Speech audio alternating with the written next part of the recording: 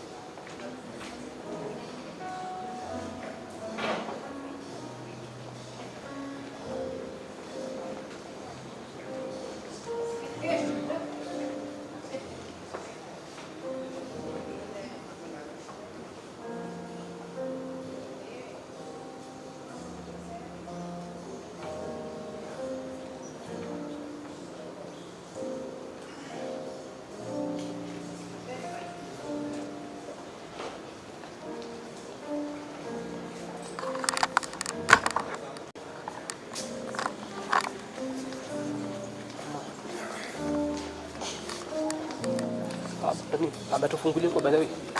Amefungulia nini? Sauti. Hili tutatuone.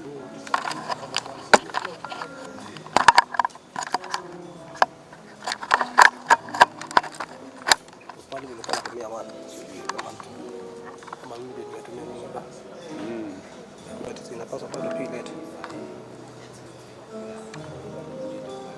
Huku iko sawa, tutajaa zile tunataka sasa ile sauti.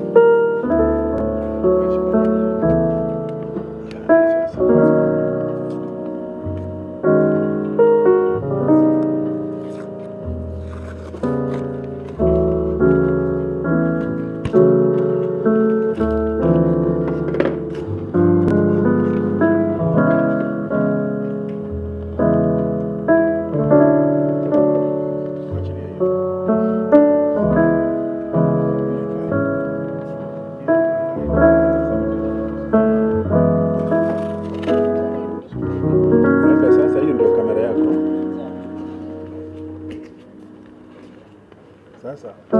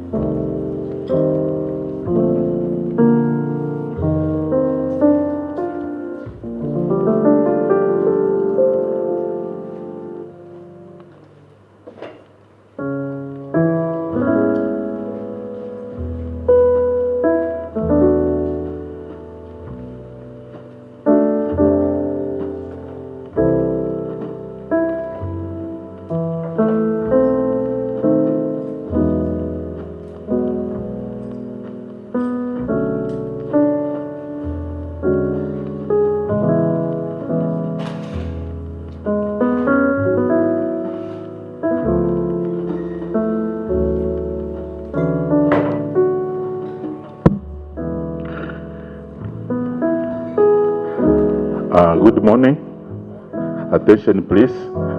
I think we need to start our meeting. Time is up. Our visitors have arrived, and I will want to start the meeting. I will kindly request that we stand up for the Lord's Prayer. Just put it on the screen.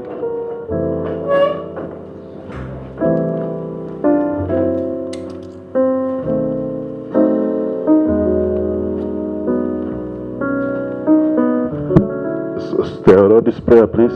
What do I eat?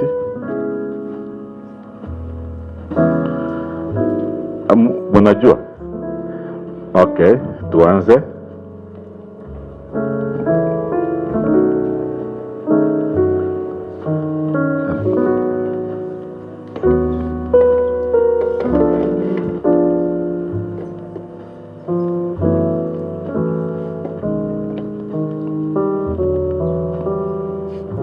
Amen. As we remain standing for the national anthem, watu waiti tafadhali, give us the national anthem.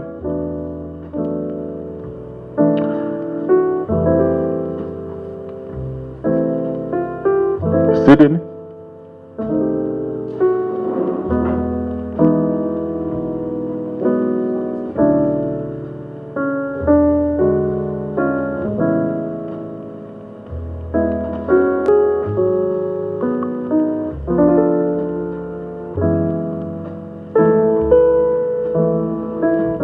Manual, are we conversant under the East African community? Okay, let's do our national anthem, maybe one stanza. Okay, it has been found.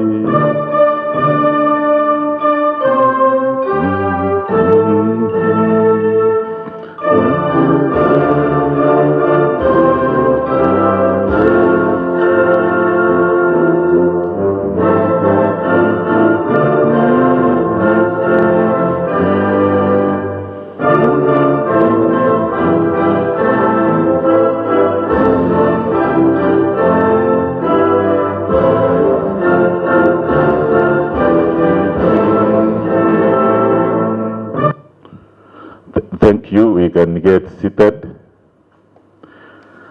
The national anthem, I think we have lost respect for our national anthem. Some people were moving around. I don't know kama kuna police post around. You can be arrested. These were those days.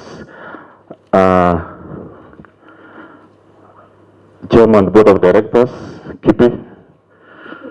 Board of Directors, KIPI, KIPI consultants, KIPI staff members, ladies and gentlemen, good morning.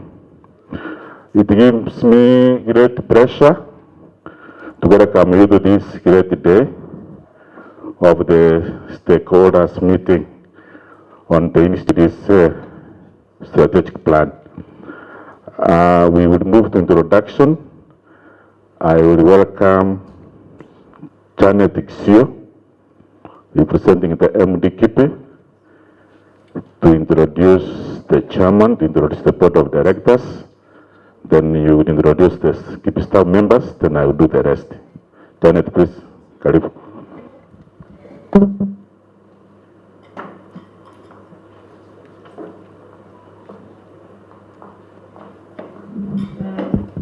Good morning, everybody. Good morning again. Let me not do the welcome remarks. I'll just go because at this moment is the introduction. My name's Janet. I'm just standing in for my boss.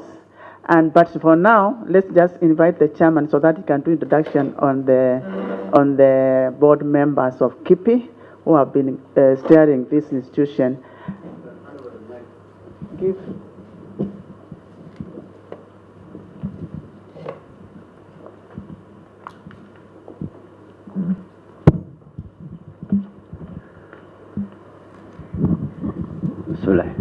Good morning, everyone. My name is Ahmed Isaac Hassan, Chairman of the Board. Good morning, everyone. My name is Mary Mutoro. I'm a representative of the Law Society of Kenya. Thank you. Good morning, everybody. My name is Richard Muteti. I'm a member of the board representing the Juakali sector. Good morning. My name is Professor Elijah Mwenga. Good morning. My name is Tobias Alando, board member representing Kenya Association of Manufacturers. Yes. Good morning. I'm Patrick Baystorm, a director representing the National Treasury, PS. Good morning, everyone. My name is Charles Mutinda. I'm a director with the KIPI, representing the Honorable Attorney General. Thank you. Good morning, everybody. My name is Evelyn Babu, representing the National Commission for Science, Technology and Innovation, NACOSTI. Good morning. My name is Nicodemus Mutinda, a board member representing Kenya Industrial Research and Development Institute. Thank you. I don't know whether there's another board member seated. If you are a board member, you're supposed to be seated in front, please. Good morning. I am online. My name is Professor Oroa. I am a research scientist and a member of the board of KIPI. Thank you. Welcome, Daktari. Is there another board member? Oh, okay. I think now in this introduction, let's move to the KIPI team. And I'll ask them to stand, and then they can be given microphone so that they can introduce themselves.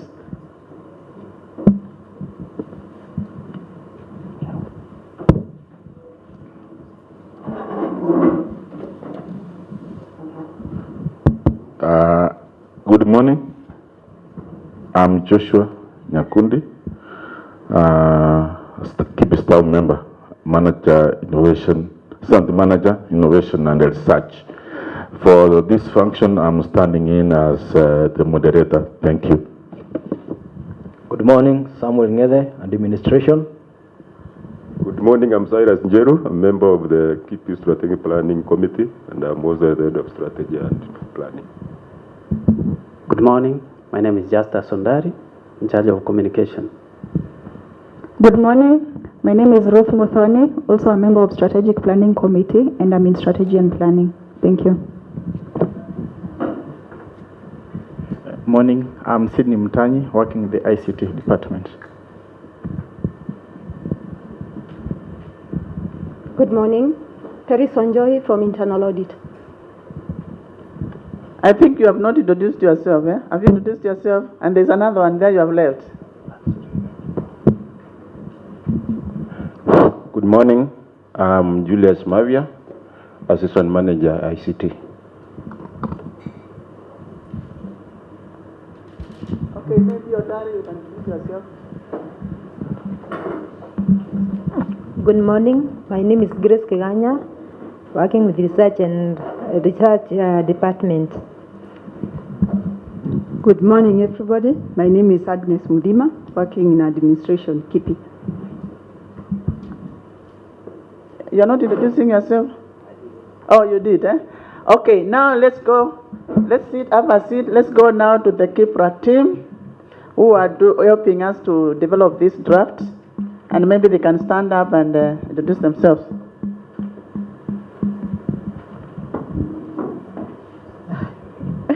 Good morning, everybody. My name is Anne Gitonga. I'm from KIPRA, but affiliated to KIPI for these purposes. KIPRA stands for Kenya Institute for Public Policy Research and Analysis.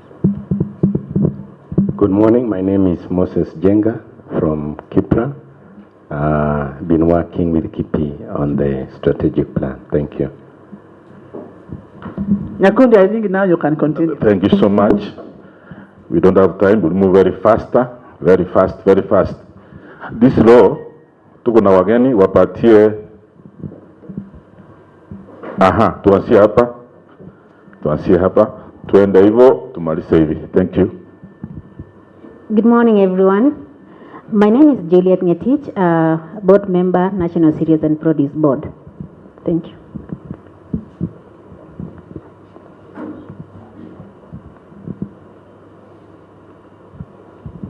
Good morning, everybody. My name is Maina, representing Youth Motion Kenya. Thank you.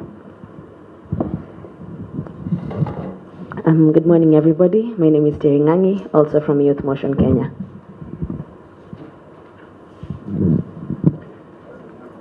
Good morning. My name is David Opija. I am an advocate and I represent Bowman's Coulson Honey Advocates. Good morning, everyone. My name is Kaifas Chepkwon. I'm an advocate from Chibet and Company Advocates. Good morning. My name is Annette Meritia Rogo. I am from the Kenya Medical Research Institute. Thank you.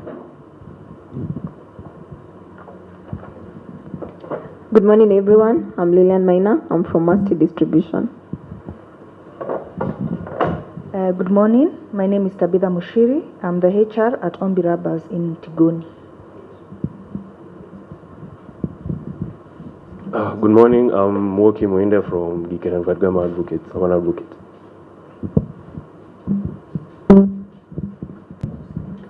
Good morning. My name is Gerard Gakima from KPMG.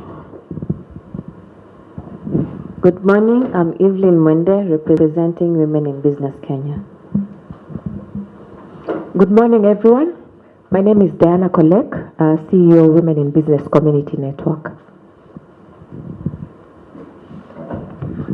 Good morning, everyone. My name is Dr. Rose Chiteva from the Kenya Forestry Research Institute. Good morning, everyone. My name is Emma Moide from Engineers Board of Kenya.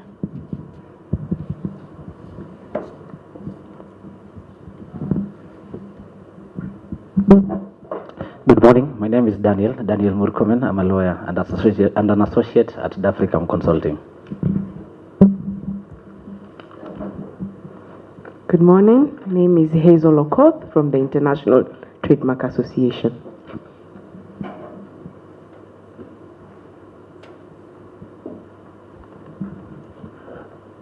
If everybody has introduced himself, those who are in the room, there are people online, so I request that they introduce themselves also.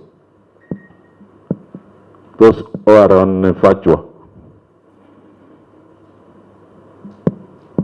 Good morning. My name is Robert Bwire from Kenya Investment Authority. Good morning. I'm Lona Mbatia from CFL Advocates. Good morning. I'm Dominic Matenge from Polycot Testing Services. Good morning. I'm Dr. Sylvia Hatua from Technical University of Mombasa. Good morning. I'm Professor Anne Mwangi from Moi University. Thank you. Good morning. I'm Julia Onyango from Women in Business Kenya.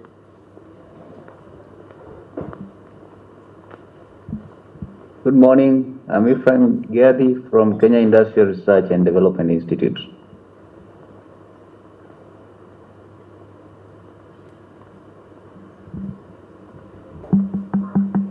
Good morning, everyone.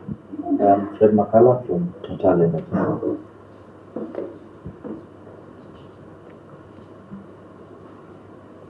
Good morning. Good morning. Sorry. I'm Dr. Pamela Mreji from the Technical University of Kenya.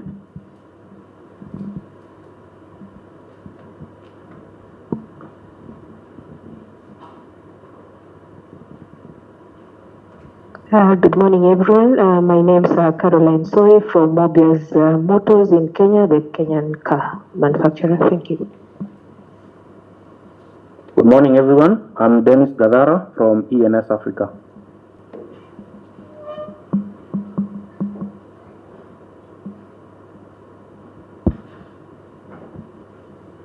Good morning, my name is Karevan Aposte.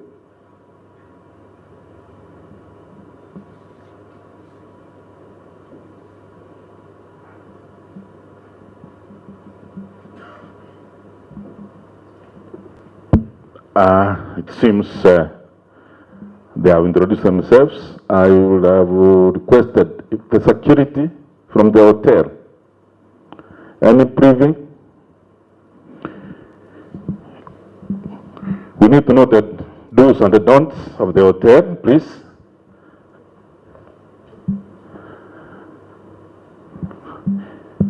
If they are not around. Yes, it's coming. It's on the way. Just almost 1 minute. 1 minute?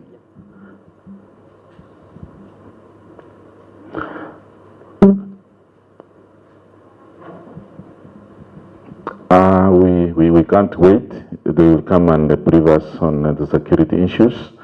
I move straight to welcome the Madam Janet to give the welcoming remarks on behalf of the Managing Director, KIPI. Janet, please.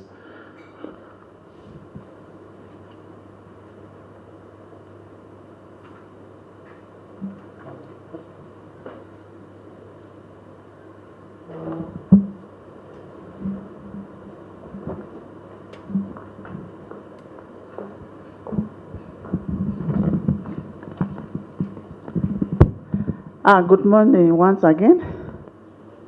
I think there's some people who are so far and we have so many seats in front here. I would prefer that you come near. And I would have really liked to have seen so many of our patent and trademark agents in this meeting because they play a very key role in the work we do. I can see a lot of business people are already presented here, including Joakali and the rest. And I don't know, the agents have not had so many agents. I've had just few of them. And they play a very big role because you have been given the opportunity to come and help us to improve these documents. So I'm standing in for the Acting Managing Director, John Onyango. And I'll just go briefly. The duty I was given is just to welcome everybody and to invite the chairman to make the opening speech. So I'll just go through the chairman, KIPI Board of Directors, directors of KIPI Board, distinguished guests, colleagues, ladies and gentlemen, good morning. Indeed, it's a matter of great honor for me to welcome all of you in today's meeting on behalf of the Acting Managing Director and entire KIPI fraternity. For those who do not know me, I am Janet Kisio. Several of you have met in the course of my duties. I work in KIPI and I'm the manager. I'm the head of trademark divisions. I'm standing in for the Acting Managing Director. Our previous strategic plan came to an end last year, and we embarked on drafting a new documents that will guide us in the next 5 years. And that's the reason why we have called you here to come and assist us in enriching that document. And we are so grateful that even the board of directors have been even they have spent their time to come and work with us so that even up to the end of the process. We are excited to have you in today's workshop. This is an opportunity for each one of us to enrich the draft KIPI Strategic Plan 2023 up to 2027. Industrial property is an enabler in facilitating growth of industries and SMEs in our country. It is our hope that the draft strategic plan will facilitate the growth of our industries and SMEs over the next 5 years. And I know even when we are implementing the previous strategic plan, we might not have met all your expectations, but I think we will do it now this time. You'll agree with us that we have actually put so much effort as compared to the other years, that the last 5 years we have done tremendous work, and we are even hoping to do it better because we have the support of you, we have the support of the board of directors, we have the support of the ministry and the main government. So let's make this work for everybody. I want to thank the KIPRA team for taking time to do the presentation of the draft document to all the participants and share their valuable knowledge. And I will invite every one of us to feel free to contribute towards enriching these documents. And I do not want to spend more time in talking so much because I want to invite our able chairman of the KIPI Board of Directors, Mr. Ahmed Isaac Azan, CBS, to give the opening remarks so that we can start. Join me to welcome the chairman.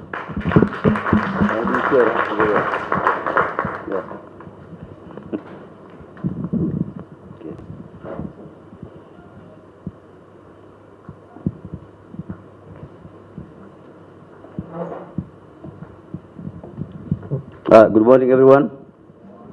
As you have heard, my name is Ahmed Isaac Hassan. I'm the chairman of the board of directors of KIPI. In my other life, I was also the chairman of IBC Kenya. When I was listening to the introductions, I think I had two names which caught my attention. One was Murkomen. I think I thought it was the son of Murkomen. I imagined he was a very young man, the minister himself, so it was surprising to hear a big man who is a Murkomen. I also had Orie Rogo. I know there's a very influential lady in Kenya, used to call Orie Rogo Manduli. But still, anyway, this is just for, this is my offside remarks. I was given some remarks to make, but before I go into this, maybe just some few observations. KIPI has been working under capacity staff. Actually, I want to give thanks to our staff of KIPI who have managed to keep this institution afloat and profitable, paying for itself, and they're operating at 52% capacity. 52%. So I think we need to appreciate and thank them for what they have done and what they're going to do.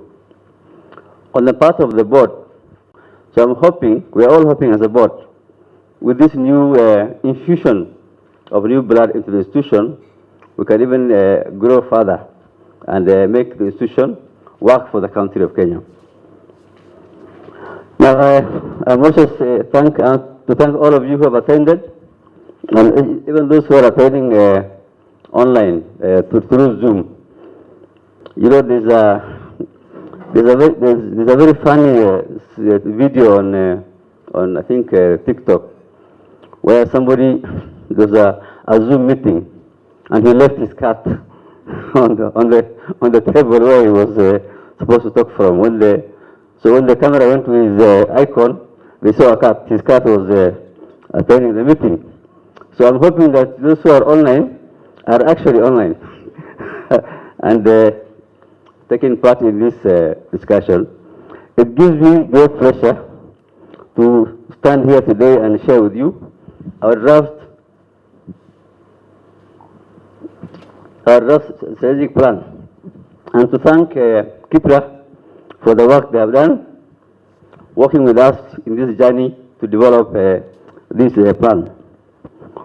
Of course, the purpose of this meeting is for you, for us as KIPI and for the consultants, KIPRA, to now listen to you, your own input as the stakeholders, both primary stakeholders and secondary stakeholders, to help us develop this. This should be the final phase of the drafting of the strategic plan. And this plan, of course, we want to make sure that KIPI will become much more stronger and have now a new vision and direction in the coming 5 years. We are doing this in the context of course, a government, a new government with its own agenda, and we're trying as a KIPI also to work towards achieving the national government's goals. We're also doing this strategic plan in the context of emerging new technologies, intelligence, AI, machine learning, or deep fake learning. And I think this is something that we as a KIPI would like to engage with you again and see how we can continue to promote intellectual property rights regime in Kenya. Once finalized, the board will see to it that we are going to work with our partners both in the country and abroad to make sure we complete the completion of the strategic plan. The implementation of this plan will enable the KIPI to deliver high quality and timely service guided by its core values of confidentiality, customer focus, integrity, teamwork, and excellence. Actually, KIPI also does every month, I think, we churn out the journal, which I hope that all of us as stakeholders are able to engage with through KIPI's website or its own social media accounts like Facebook and Twitter and LinkedIn. So I want to take this opportunity therefore to welcome all of you and to start this session and officially declare the workshop open. Thank you very much.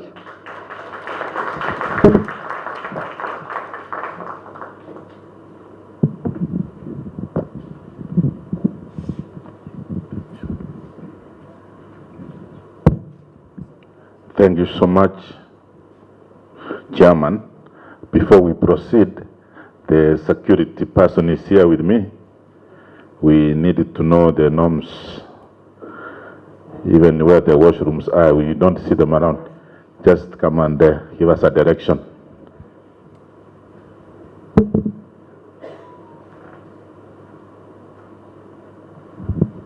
Good morning, everyone. Karibu sana. I'm Benson Mdavadi. I'm the head of security, Brighton, Aswa. And I take this opportunity to welcome you all and feel the Brighton touch.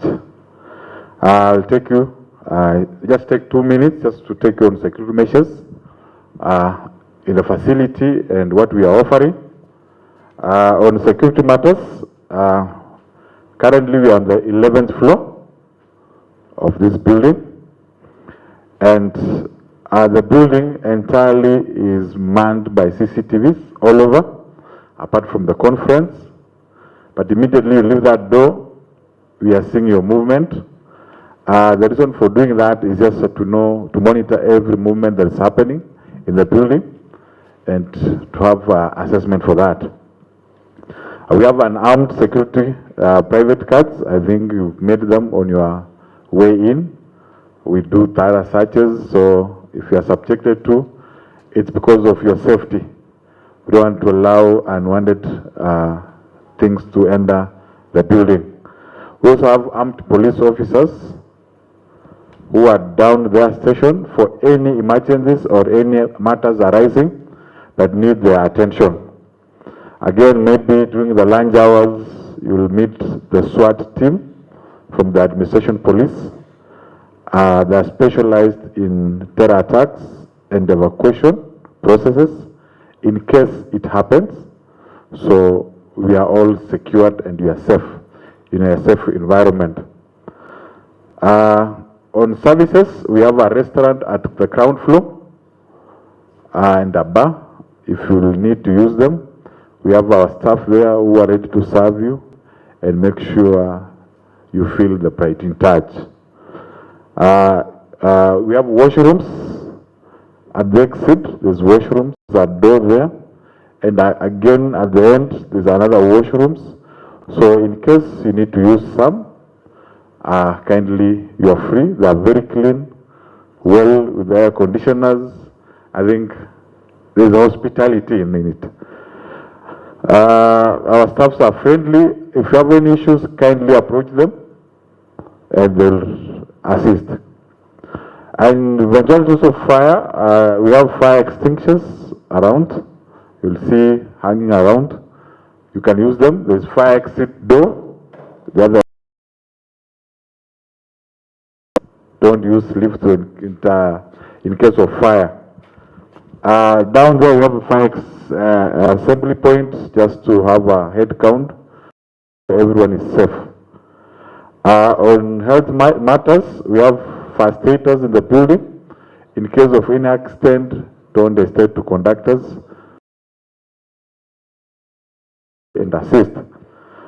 In case of serious health issues, at the 5th floor here currently, we have Kichape Hospital. We have partnered with them and karibuni sana Praidin and feel the Praidin touch. Thank you so much.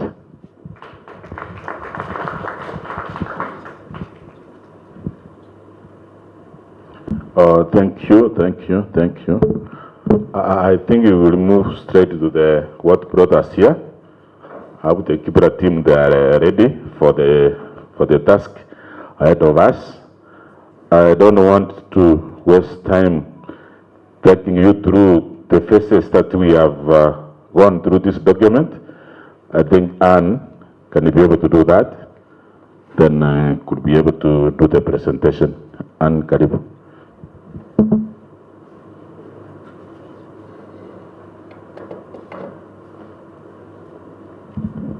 Thank you, Bwana MC. Board of Directors and other distinguished guests, we are honored as KIPI to be here to assess. As MC has said, it has been a process that has taken place over the last year. It's guided by the Treasury guidelines that has been that informs and the template to undertake. So we've done several things to get to this point, including engaging yourselves. I'm sure some of you responded to an online questionnaire where we strategic plan, and you'll see some of the findings in this one. And we've also ensured that we're aligned to the national development agenda as well as the global and regional development agenda. So that just summarizes the process, but it to assure the members that it's very intense, because it obviously gives the strategic direction of the Institute. The board has given strategic direction as well, and hence their excellent participation and attendance today. So it's obviously the main mandate of the board. So in terms of how we'll undertake this presentation, we'll just go through a summary of the whole strategic plan, which is a very will guide the subsequent section. So for now, we are not, we're just going to go through the whole presentation. So the strategic plan, and this is the same for all MDAs guided by the Treasury guidelines, will have 8 chapters, and they're as established in the screen. So chapter 1 obviously provides the context. Here is where we'll also look at the regional and development agenda that informs intellectual property, and we will get to that. Chapter 2 provides the mandate, vision, and mission. You'll be happy to note that, guided by the Board of Directors, there's been a reflection on how we achieve our mandate, and you'll see the change in that, including our core values. In Chapter 3, we summarize what we have reviewed in the past and what we've received from stakeholders in terms of guidance on how to improve in terms of our delivery of our services. Chapter 4 highlights the strategic issues. So obviously informed by stakeholder analysis and the situation analysis, we were able to consolidate what are the issues for strategic purposes, which were then provided in this chapter. Chapter 5 expounds these objectives and strategies, and Chapter 6 provides how we ensure that we'll coordinate and implement the strategies. Chapter 7 is also extremely essential because it is the resource requirements to ensure that we implement the proposed strategies. And Chapter 8 is the monitoring, evaluation, and reporting framework, which is where we can continue engaging our stakeholders informed by the reports. So allow me to go through each. So Chapter 1 we've already established, it's the context. So as I'm sure everyone in this room already knows this context, but I think of importance is to bring out that the Constitution of Kenya, particularly Article 40, Section 5, I'm hoping I've said it right. I don't be bashed by the lawyers. I'm not a lawyer. States that the state shall support and promote and protect intellectual property. Then we also acknowledge that Article 69, Section C, also talks about promoting intellectual property and indigenous knowledge and diversity. Article 260 talks about the definition of IP. So it's basically we're grounded and guided by the Constitution of Kenya, and we acknowledge that in this strategic plan. More so, the Regional Development Agenda, including the EAC Vision 2050 and AU Agenda 2063, provides additional parameters within which we will implement as KIPI. For instance, the EAC protocol under Article 43 talks about how partner states should coordinate in the field of intellectual property rights, basically because IP will then facilitate trade. So we are cognizant of that. In terms of the AU Agenda 2063, Aspiration 1 based on inclusive growth and sustainable development. Again, we're aware that intellectual property is an enabler and a facilitator for that type of sustainable growth. So that is something that we are cognizant about, and as well as Aspiration 6, where the focus is on Africa, whose development is people-driven, relying on the potential of African people, especially youth and women. So again, the idea that we can establish economic development from the bottom up. Also, the Sustainable Development Goals provide there are some 2 goals that provide some direct correlation. But like we said earlier, given innovation is an enabler of industrial and development and economic growth, we're also assured that if we continue promoting innovation, we continue promoting sustainable development goals. But the specific ones are obviously industry, innovation, and infrastructure, which is goal number 9, which is self-explanatory, and decent work and economic growth, which is goal number 8, because of what we are saying, the parameters. With innovation, then you can then get to achieving economic development. So that's the context of planning that we have explored from a regional and global point of view, including the Constitution of Kenya. Further to that, our national development plans, including our Vision 2030, bottom-up economic development, transformation agenda, and the MTP4, the 4th medium-term plan, also provide some clear parameters that support intellectual property. Just to confirm, in this strategic plan, we make reference to IP, but most of that reference is on industrial property because that's the mandate of KIPI. Sorry, it is not KIPRA. The mandate of KIPI obviously is informed by industrial property. So in the event you see IP, please separate it from intellectual property, but it's, yeah. So in the MTP4, there's quite a lot that has. For instance, it acknowledges micro and small enterprises as an engine of economic growth, and which can therefore be supported through IP. which is something that KIPI does.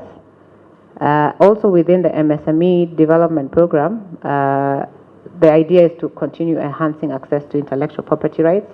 Industrial property is a mandate to KIPI, so that's also a clear approach within which KIPI will plug in. We are to continue enhancing IP awareness and availing IP databases. As you will see, that is amongst the priorities of this strategic plan, to continue providing access to expired patents and also conducting training and awareness that can then make the public, including micro and small enterprises, aware about industrial property. Then we also to support, as a country, support entrepreneurs in terms of business incubation centers.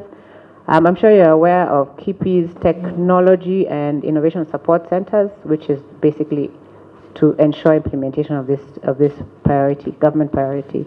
Lastly is to enhance the intellectual property rights registration system generally, but for KIPI it will be to upgrade the industrial property registration system and basically enhance access to industrial property through different approaches, including collaborations, and which we will see later. So let's just know that the point is to confirm that we are in line with the national, regional, and development agenda.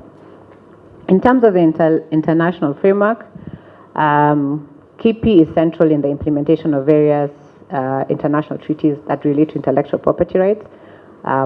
You're aware about them, so allow me to skip this, but they are listed there and they're also provided in the strategic plan. From a regional point of view, the African Regional Intellectual Property Organization, ARIPO, is the key regional framework within which KIPI operates, and we grant the framework empowers ARIPO to grant patents and register utility models and industrial designs on behalf of contracting states. So that's also very central in implementation of KIPI's mandate. There are a number of national acts that we make reference to. Obviously, the Industrial Property Act and the Trademark Act are central. But aside from that, we recognize that there's the Biosafety Act, which identifies institutes that will be responsible for the examination of genetically modified organisms, and KIPI was one of them. There's also the Traditional Knowledge and Cultural Expression Act. Remember, the Constitution of Kenya talks about protection of indigenous knowledge. We are cognizant that the Act actually establishes that trademarks, industrial designs, and the like can be considered. So obviously that is the mandate of the Institute. The other two are also a bit clear. Obviously, if we are experiencing counterfeiting, it may be an indication of our IP system and how we can continue strengthening it. But we're guided by that because every patent, every IP protected property is therefore protected, and any infringement is covered under another act. So that's a good assurance that we have, and we recognize that. So I'm sure many people know KIPI's history, but for purposes of this strategic plan, we've provided a bit more context. KIPI has actually had a very long history, but under laws established in Kenya, the main one is the Kenya Patent Registration Act of CAP 208, and currently, obviously, the Industrial Property Act, number 3 of 2001. Which repealed the 509 CAP, which was the Industrial Property Act. So basically, we've been in existence for some time, just with different names, but the same mandate. So context is clear. The history is clear. Now we'll start addressing, informed by that, what is our mission, vision, and mandate. So obviously, the mandate is guided by the Act, Section 5 of the Act specifically. I feel like this is something that I need not go into because by the time we're in this room, we know our mandate as an institute, but you can explore it and evaluate what is indicated in the Act. And you will see that the mission and vision is directly informed by the mandate. So let's go to the mission. Sorry, the vision. The vision is fostering global innovation and creativity for sustainable development. As you're aware, our vision is supposed to be something that a very long-term plan that we aspire to, that is visionary. So we obviously are guided by that. And then in terms of how we want to achieve this, we are going to do so through our mission statement, which is to promote innovative and inventive activities through the protection of industrial property rights for innovative and creative Kenya. So I think you can see all how we got here with all the reviews we've done prior to this. Our core values, we can assume an acronym of CITE, because it's CCITE. Obviously, confidentiality is central to the mandate of the Institute. We're enhancing our customer focus, so this is within our core values, so you'll see better interactions. Integrity is central. Teamwork is core, and we obviously continue to achieve excellence. As the chair said, the team has been working significantly understaffed, but still delivering in their mandate. That's the excellence you continue experiencing.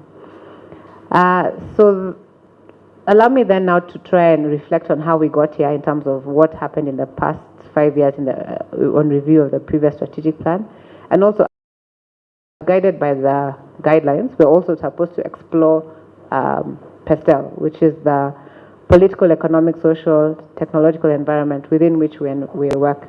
So I'll just skim through that, and then it can continue informing us how we got to the strategies. Politically, we recognize that some of the factors that will continue informing implementation of our strategic plan include devolution. Devolution is important because KIPI now therefore has an opportunity to continue enhancing access to services through the devolved systems of government. So that you will see in the priorities. Change of government policies and priorities, we are cognizant that if there is a change, we will apply. One of which you will notice as a challenge, which we'll discuss. Political goodwill and political unrest is something we are cognizant about that can that informs implementation of the strategic plan. From an economic point of view, as you have seen, we are very clear that the national development agenda is central, so that is something that the Institute will continue reflecting on. Economic integration, remember we noted when we look at the ESC agenda that trade is IP will therefore facilitate trade, so obviously that's important. Economic shocks, global recession, and counterfeiting might be some of the adverse aspects of economic development that we will be considered, that the Institute will be considerate of.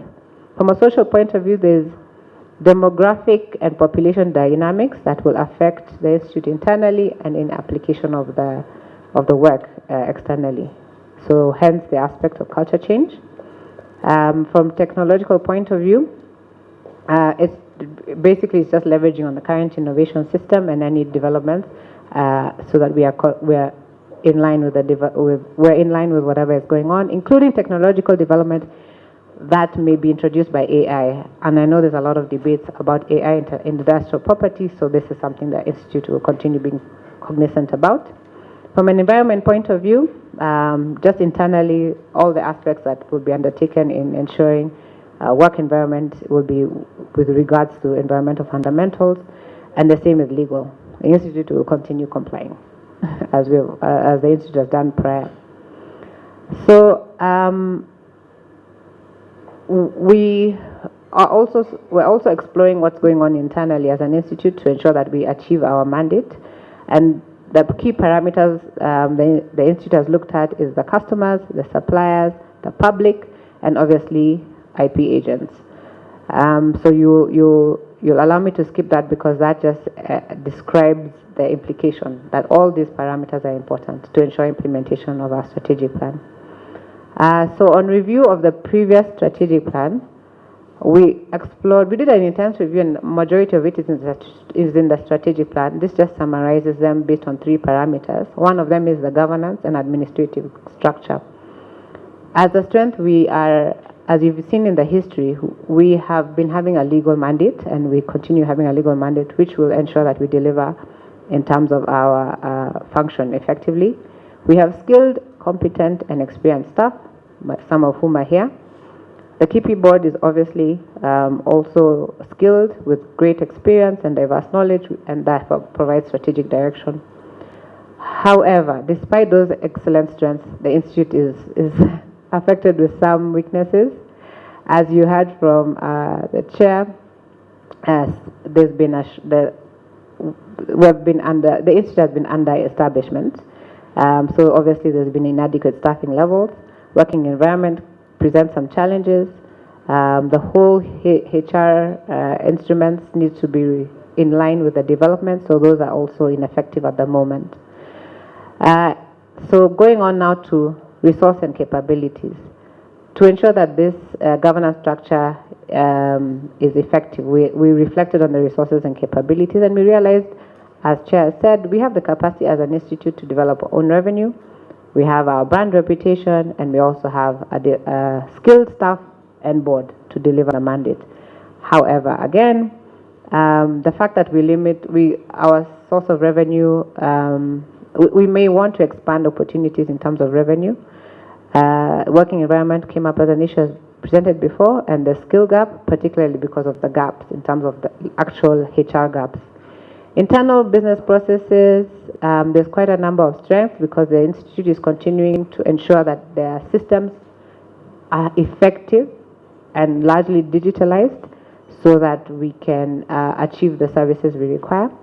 And as of very recently, the Institute also introduced a risk management framework, which is obviously a strength because the government is supposed to continuously do risk-based decision making. With that being said, there are still a few weaknesses. As much as we're the Institute is starting to digitalize, there's still some processes that are still not digital. I'm presuming this is where a lot of the feedback will come for. Communication channels, we could still diversify, they're still limited. And I think the most important is the examination guide and procedure may not cover new and emerging fields, so that would limit the effectiveness within which we do examinations of both patents and trademarks. So maybe we can just quickly skim through what we achieved. In the previous strategic plan, we had 5 KRAs. KRAs basically refer to the key result areas, and they were informed by the mandate as is the current strategic plan. So for instance, in terms of industrial property protection, we registered more. This reviews of the last 3 years based on a review that was done previously. So we registered 1,293 patents. A number of utility models, industrial designs were 505, which is largely surpassed the targets that were provided in the reviewed strategic plan. In terms of technology transfer licensing agreements, as much as that was the title of the KRA, the basic mandate of this one was basically to enhance access of expired technology, and that was done. And we've also undertaken a baseline survey of commercialization of IP. The study is available in the Institute. And that was the first study, which is obviously going to inform subsequent activities. In terms of the third key result area, which is basically on industrial property information, the Institute has done this in various ways, particularly collaborations and trainings, which is reported in the strategic plan. And we've observed through a survey of the IP awareness that there's an improvement in IP awareness, which might be an indication of success. Same in terms of promoting inventiveness and innovation. A lot of this have been through engagements, but of importance to note is every IP Day, World IP Day, we conduct competitions, which has been well received and will continue to do so. You'll see in the subsequent strategic plan. Last is on institutional capacity. As you're aware, and we'll see in the challenges, there have been some limitations in terms of human resource. So a lot of the human resource related activities were not achieved. However, we still managed to develop the risk management framework and continued compliance to all statutory obligations. So in terms of challenges, I think the main one was the proposed merger. As the lawyers in the room are aware, there's an industrial property bill of 2020, which introduces a new institution So that informed the delay in recruitment because that was to be undertaken at a certain point, but luckily with amended direction we were able to still recruit, but that really curtailed the institute for some time. But there are also other challenges. For instance, the application process, I'm sure you'll say, is still a bit manual. There's been low awareness in industrial property despite the efforts made before. There's weaknesses in IP management offices in some institutions of higher learning, so that they don't really facilitate IP acquisition within the universities and the like. Perhaps the lack of a national industrial property may also present a challenge, and the fact that at the moment industrial property application and the like is still centralized in Nairobi. So I think those are some, and you'll see that informed by these challenges, a lot of the recommendations are aimed at addressing this. We did learn a lot, and this was a nice approach within which we can establish what to do, how to leverage on the challenges, how to improve. For one, obviously, effective succession planning will be important because we're going to transition from some staff here to the new blood that we've heard about, which we're pretty excited about. So obviously that we would require more retention strategies to ensure that when we get new staff, we retain the staff.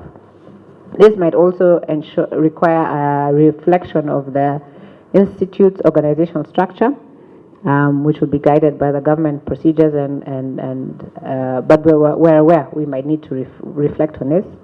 Continuous review of guidelines, procedures, and standards is essential, particularly remember what we said, there's some emerging technologies that the institute needs to be cognizant about. Mongozo provides some parameters within which the institute will now adopt. For instance, the customer survey the institute will be engaging with yourselves a bit more, and the audits that are required, like the legal and the governance audit. Additional lessons, I think what we want to bring out here is two things: remote working as an opportunity, particularly because of in the previous strategic plan, obviously we went through COVID, so the institute is exploring how to ensure that business continues as usual despite of any disruptions. So aspects of remote working is a possibility.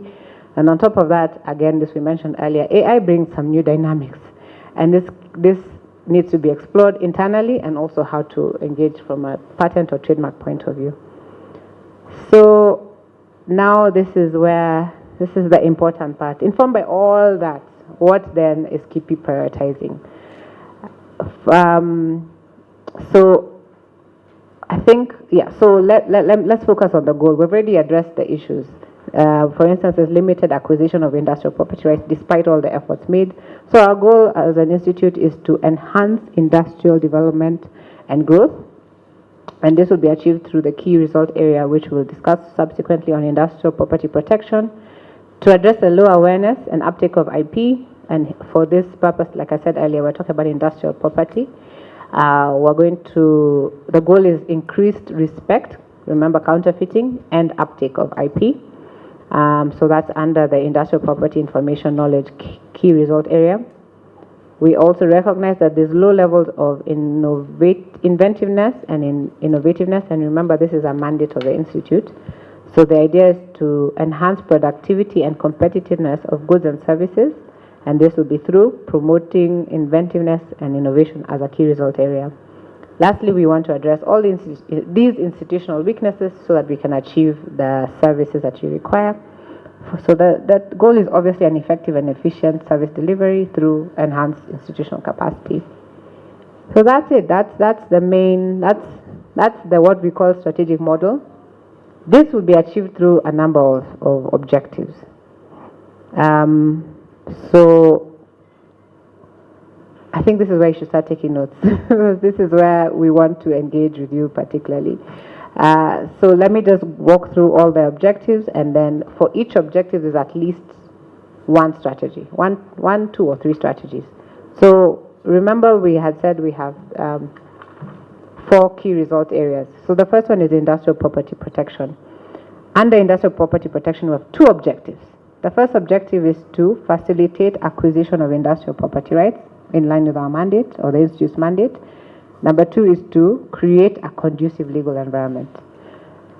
So how will we achieve the acquisition of industrial property rights? This is through 3 strategies, as you can see. The first is to implement the industrial property registration system, which we're doing, but then we'll continue implementing. The next is to enhance quality of examination of industrial property applications. As we noted earlier, we have expanded staff complement, so that will enhance the quality of examination. And then the Institute will also expand technical expertise, acknowledging that the expertise need not be limited to KIPI, so KIPI will develop an innovative mechanism within which to get relevant experts to continue supporting examination, therefore reducing any delays in granting. So you can see that this is clearly informed by the issues that have come up in previous implementation of the previous strategic plan. In terms of the second objective, the Institute will obviously just continue reviewing, adopting and implementing relevant laws, basically to address emerging issues. So that is something that you'll continue seeing going forward, and the Institute will continue requiring your input on the same. The second key result area is basically, remember we noted that there's an issue about awareness, so obviously it's to enhance industrial property knowledge and information and knowledge. To deal with the information part, we're going to have the objective of promoting awareness of industrial property. And then the second objective, which is more on the knowledge, is to increase knowledge of industrial property. So for the one for awareness, so this will be through public awareness campaigns, any innovative, and remember we're enhancing collaboration, so any innovative ways within which KIPI can undertake this with stakeholders will be considered. The Institute will also continue facilitating access to expired patent technology, driven by the fact that industries can leverage on that to develop a product that can then serve the market. In terms of knowledge, this would be now more capacity enhancing programs. So this will be through capacity building on targeted sectors. And I think we did not present it here, but also targeted groups, so that it's done informed by who we're training. Let's go to the third key result area. As established in the mandate of the Institute, the promotion of inventiveness and innovativeness is central. So to achieve this, 2 objectives have been identified. The first is to promote the culture of creativity and innovation. The second is to improve productivity and competitiveness of micro and small enterprises. This key result area largely informs how to support micro and small enterprises, which, as you may know, is the industrial base for Kenya. Majority of the employed in Kenya are from micro and small enterprises. So therefore, the focus is clearly to this segment with the aim of ensuring, and we have board members who are very passionate about micro and small enterprise. So the idea is that to ensure that these industries, other entrepreneurs can continue leveraging on creativity to promote innovation. So how will this be achieved? For promoting of creativity as a culture, two approaches will be proposed. The first is collaborate with relevant institutions in the development of technology, innovation, support centers. I think that's self-explanatory. Currently, we're working largely with universities, but this is not a limitation. The second is to incentivize innovators and inventors. There are several proposals within how this can be done. But as you're aware, previously we've been providing awards in every IPD, so that would be one of the approaches. To promote productivity and competitiveness amongst micro and small and medium enterprises, the strategy is to leverage on IP for value addition. IP again here is industrial property. So particularly trademarks, so that we can get brand value for the enterprises in terms of their products. So the last key result area is internal. So we remember we said the goal is to enhance effectiveness and efficiency in service delivery. So how can we do that? There are 6 objectives to undertake this. The first is to strengthen internal systems, procedures, and processes for efficient service delivery. The procedures are listed there in the strategies. For instance, risk management. We've just introduced a framework. Now we want to streamline. Procurement, efficiency in procurement of quality goods, services, and works. Provision of inclusive and responsive infrastructure for both clients and staff. And then strengthening monitoring and evaluation, because this is what will inform the public in terms of what has been achieved when we get to reporting. So you see, you're already seeing the efficiency in service delivery from addressing internal issues. Subsequently is to enhance, another objective is to enhance financial sustainability. As will be explored in Chapter 7, the Institute will develop and implement resource mobilization strategies, and will strengthen prudent financial management system guided by the Constitution of Kenya, PFM, and other laws. The third objective for institutional capacity is enhancing corporate image of the Institute. The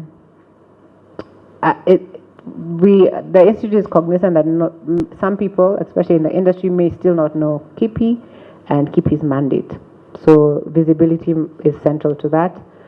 The next is to enhance corporate governance.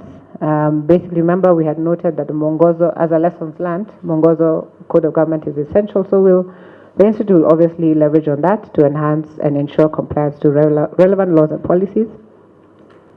The Institute will continue attracting, developing, and retaining competent staff. The Institute has already started implementing this, has been mentioned by the chair. So to ensure this, the Institute will continue strengthening human capacity, improving performance management, and obviously improving staff welfare. The last, which will again really address service delivery, is to digitalize the processes, particularly the ones that are needed by the public. So this is a key priority, and the mapping has been done, and there's a lot being already undertaken to achieve this. So given this intense objectives and strategies, how does the Institute aim to assure the public and the government that we're going to implement this? This will be largely through, so as you're aware, each strategic plan has a detailed implementation plan to ensure that we implement the strategies. The Institute has a draft one already, which was not shared because it's operational. I don't think you need to get to that level. So that is there, and that is what is called the action plan. And it has everything. It has the output, the input, the indicators, the factors of success, and this will be monitored in very many mechanisms, especially through the board. So you're assured that the results will be as designed in the plan. In terms of monitoring, this will be, although I think we talk about it in a subsequent slide, this will be done on a quarterly basis, which will then inform the annual report, which you can continue engaging, because like we said, we're strengthening monitoring and evaluation. In fact, one of the activities is to develop monitoring, evaluation, and reporting framework. So risk management, like I said, the Institute is proud to assure the audience that risk-based decision-making is being undertaken at the Institute. This is informed by 6 categories of risks: strategic risks, financial risks, operational risks, reputational risks, compliance risks, and information and communication. Remember, we're strengthening digitalization, so we thought that this needs to be brought out specifically. So this is self-explanatory, but just to confirm, and you'll see this in the strategic plan, the strategic risks will be monitored constantly by the board and by management and the board to ensure that the Institute effectively implements the strategic plan. So that's the main assurance that that we want to take with that slide. So given the intensity of the strategies, activities, and objectives provided in this plan, we will need some resources. And this has been very systematically calculated per activity to get to these totals. So basically is to state that particularly in the we're in the first year at the moment, particularly in the second year, there'll be a lot of first year we'll do a lot of policy aspects and then we'll start implementing. So you'll see the budget really increases in the second year and then it continues to rise. But this is something that the team is very cognizant about and will ensure that we have the resources to meet these requirements. So I don't know what I should bring out. Basically, it's 2.8 billion in the 5 years, the total requirement. We also acknowledge, and this is in the strategic plan, that given we're strengthening and expanding our access to patents and trademarks, we're expecting additional revenue from that. Remember, you pay for those services of 1 billion. So we already see that there are some aspects that we can, and that's in the strategic plan. We didn't provide it in the strategy. So basically, there's some resource gaps, for instance, for sure, and in terms of how to mitigate the resource gap and the resource, I think it's clearly established. So the variance provides the gap. For instance, now we require 2.8 billion to achieve our mandate. Although we do acknowledge we've estimated and we acknowledge we'll probably get 2.4 billion within the 5 years. So how do we meet this gap? Internal resources. I think I've already mentioned this, where we expect. There's a calculation that has been undertaken and are forecasting, and we expect about 1 billion from internal sources. We'll also obviously enhance operational efficiency. That will definitely lower costs, which includes digitalization. There's opportunities to negotiate for individual patent, utility model, and industrial design annuities, which I think the key institution that is being targeted is ARIPO. Apparently the charges are lower than what is provided in the Act, so that's an opportunity that the Institute will leverage on. We'll obviously partner with development partners and other strategic partners, yourselves included, to ensure effective implementation of the strategic plan. Continuous support from the government is important, particularly for capital development projects that will enhance, again, access and efficiency of service delivery to the public. Lastly, you'll be happy to note that the Institute will develop a monitoring framework, I think I said this already, and an evaluation framework to ensure that these activities are in line with, basically to explore if there are any challenges in meeting the achieved and proposed targets. Monitoring will be done at least quarterly, but in some of them it will be more frequent, and the quarterly ones will then inform the annual ones, and then you'll also get the summary at the end of this strategic plan, the current strategic plan, which we hope you will adopt after today's meeting. In terms of evaluation, the Institute will evaluate this strategic plan in 2.5 years, so that's basically December 2025, and the final evaluation will be done 6 months prior to the end of this strategic plan. Again, the idea is to identify achievements, bring out the challenges, and learn from them to inform the subsequent one. So I think that's it, basically, because this just clarifies how that will be done. As we said, as we're strengthening M&E, we're strengthening reporting, so engaging with you will be easier. So allow me, moderator, to stop there and give it back to KIPI for the Q&A session. Thank you.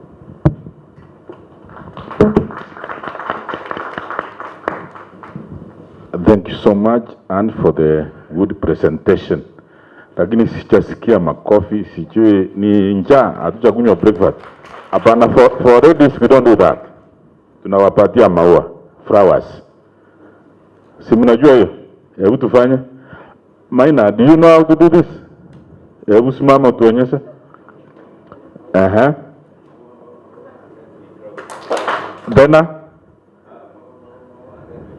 Thank you so much.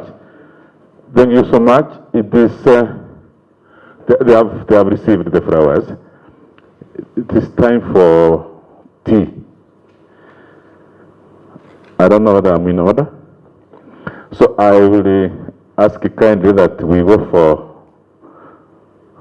a short break. What's the time? 10:57. That's 11. We come back. Just 20 minutes is enough for tea. Those who don't have fridges in their mounts, tutawapatia extra cups for kupasha chai. Kwa hivyo tusimame, tuende tukunywe chai. Mutima, show us where tea is. Just, okay. We go just straight, then turn to immediately left. We take tea in 20 minutes and we come back. Please. Tusimame tuende. You know, one time I was a teacher. So, tusimame tuende for tea.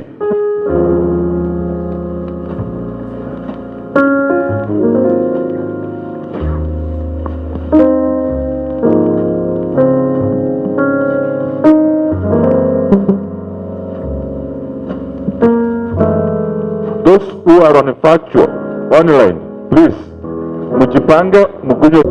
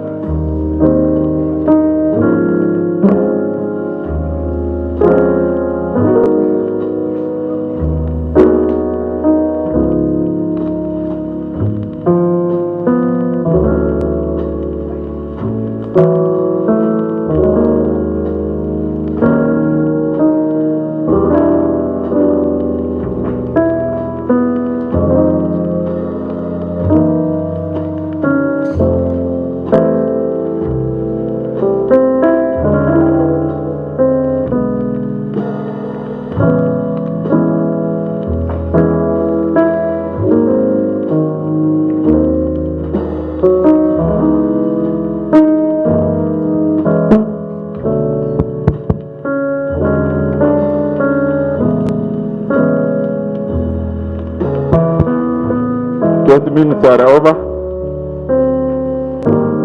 Achia chai hapo, tutarudi tena kukunywa. 20 minutes are over. Come with your tea. Beba kikombe na chai ukuje. Read kama there is a fine. You will sing in your vernacular and dance. Muko wapi? Watu waingie ndani. Watu waingie ndani, fine. You will sing in your vernacular and dance. Please come. Tutakuja na chai. Beba chai. Beba. There is space.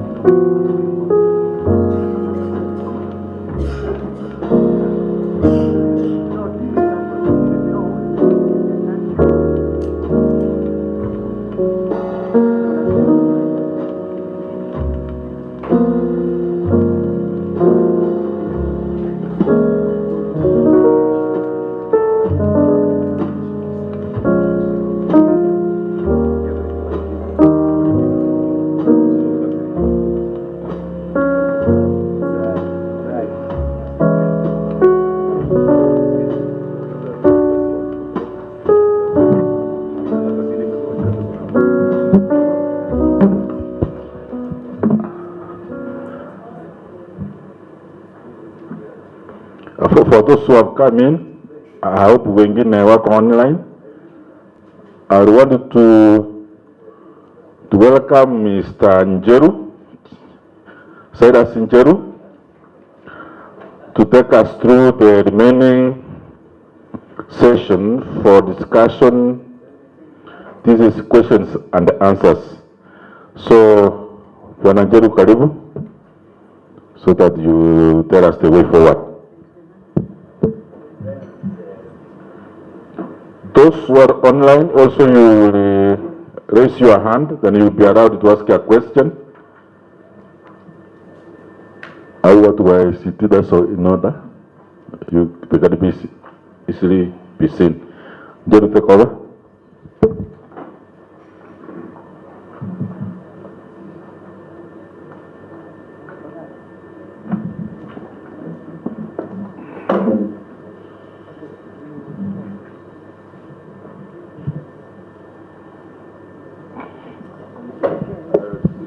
Good morning, it's still not noon.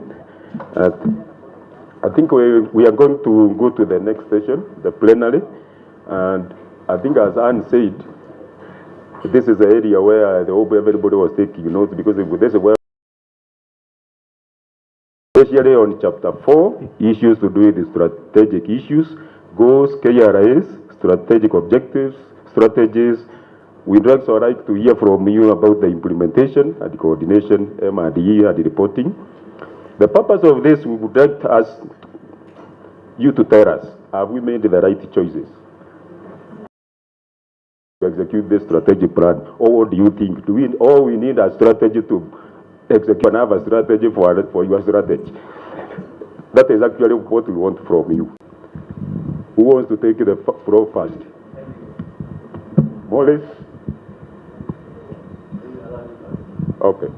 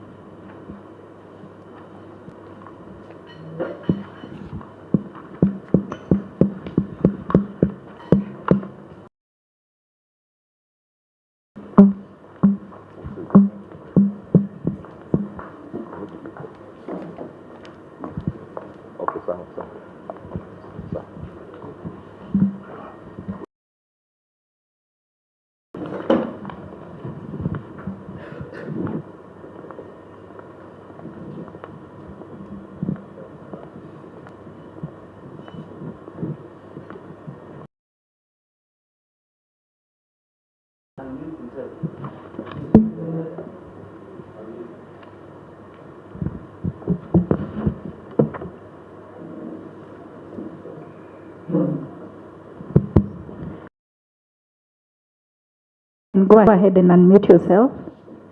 Thank you. Okay. Thank you very much, KIPI. My name is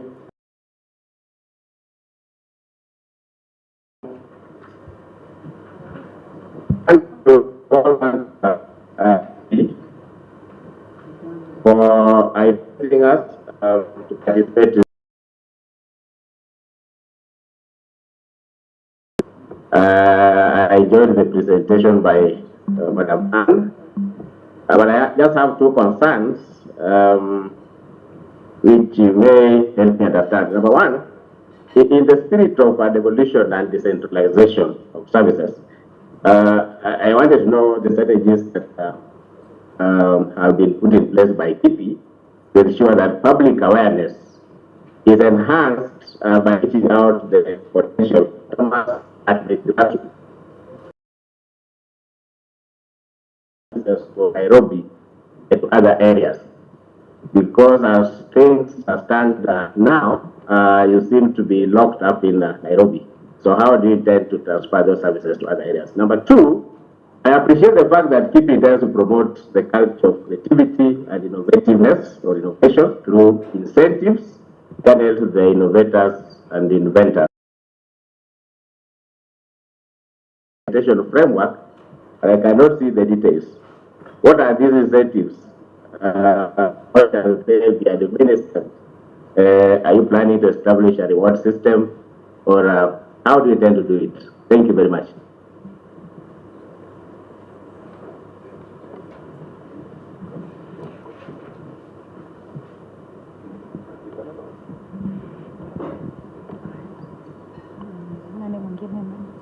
Can't see any hand.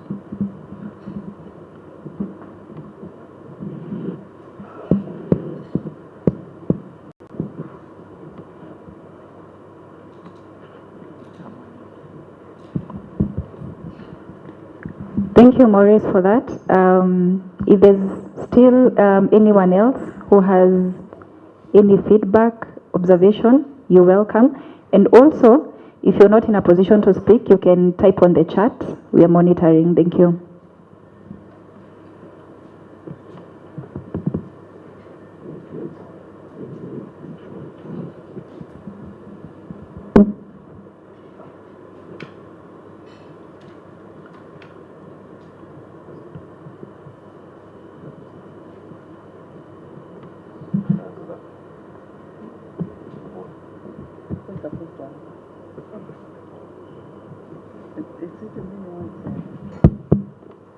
I think Mr. Nyakund can speak about the awareness in the at county level, at grassroots level, and about the implementation matrix.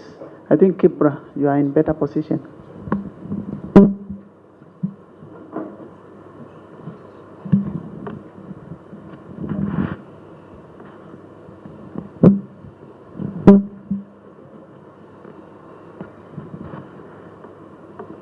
Thank you, Janet. The concern of Maurice is devolution and externalization of KIPI service to the local area.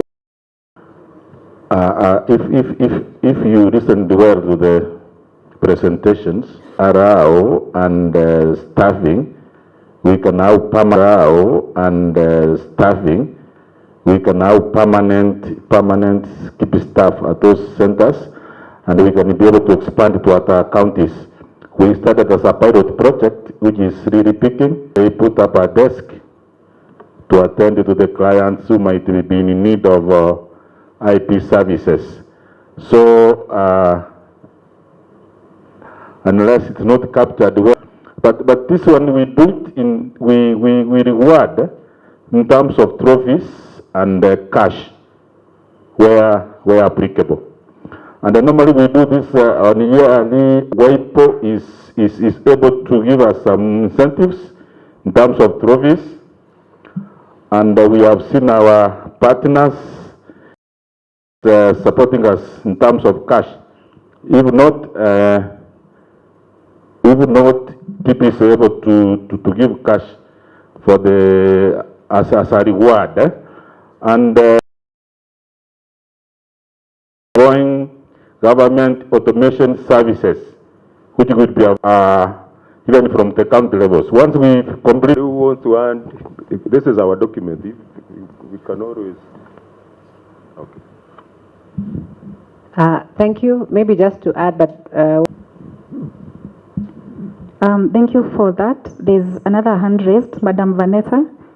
You can go ahead and unmute yourself.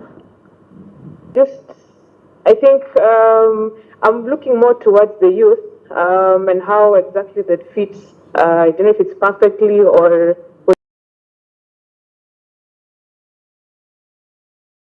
Do you have a specific age group that you're targeting, especially for the awareness or visibility of what KIPI does and how you can be able to engage young up? Yeah, and then of course in terms of costs, are the costs as per levels, or the costs are one-off, so that in case say 16 or cost for certain level. However, as we stand now, there was that waiver for the youth. And Madam Vanessa, if you remember, I think you're muted. There's a problem with the audio. Cannot hear you. Yes. There's a problem with the audio. Please. Oh, it's yours. I don't know. How do I connect with you? Thank you, Madam Vanessa. I said I will start with the last one about the costs of getting those protection. And I said that there's. I can't hear you. You're still muted. Whoever has tried in is muted. Can I use yours? No, you are muted. No. I also don't know. Okay, thank you. Can you hear me now? Yes. Yes. Thank you, Madam Vanessa. And the number 3 about the costs of getting those protection. And I said currently now in Kenya we do not have specific cost for either SMEs or the industries. Some countries do have, but as for now we do not have. However, we do have some provisions. I think for now, if I remember, we have not removed. We do have waiver for the youth, which was done by the retired. Advantage of that. In addition to that, on Industrial Property Act, about patent and utility model, and also I think industrial design, you need that waiver. You are not able. You just need to request, to write a request, and then the request will be presented to the board, and they will assess your capability, and then they will either waive it or divide. We do not have special treatment. Some countries do have some special treatment. So I'm just hoping you have your eyes open. When the act comes in, then you can campaign for that provision, so that makes so much capability. The students the same way, but the big industries, I think those ones we may not do anything. Even in WIPO, if you are looking for the international registration for your innovations, then you can, if you apply as an individual, as a natural person, not as a legal person. If you apply as a natural person, What strategy do you have? Thank you. I could say that most of the youth in the universities and the TVETs are well covered, because on annual basis we have a program for those higher running institutions. I want to say that for the schools, that is primary and high schools, last year I did a paper to the board which was approved, and we have somehow started implementing the program. We have done a piloting, some teachers and some students, and one of the participants who is ready to to engage the Nomatasian primary school in drama. We have an appointment with them on the February. So that they have started the drama. We want to that drama to introduce an aspect of IP so that they could be able to understand, you know, for the schools and the secondary schools. But for the TVETs and the universities, they are well covered. On an annual basis, we go around the country training them on IP. So I will again repeat the same, that once we get the staff on board and now resources are allocated to the outreach department, the division, we will be able to achieve some of the objectives that have been captured in the strategic plan. Thank you. Okay, thank you, Mr. Nyakundi.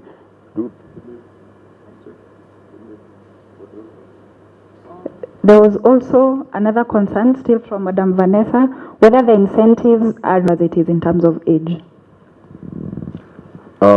Thank you. What we have been doing in the past is that people compete, they must have registered or protected their products with the KIPI. That's the system we have been using. But in going forward, when we went to Nomatasian, there were so many innovations that those kids are doing.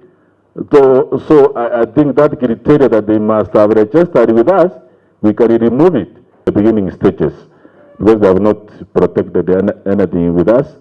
So we might remove that criteria of that they must have KIPI. When it is open, I hope we will get more participants in that competition. Maybe Nyakundi, for my own understanding, is that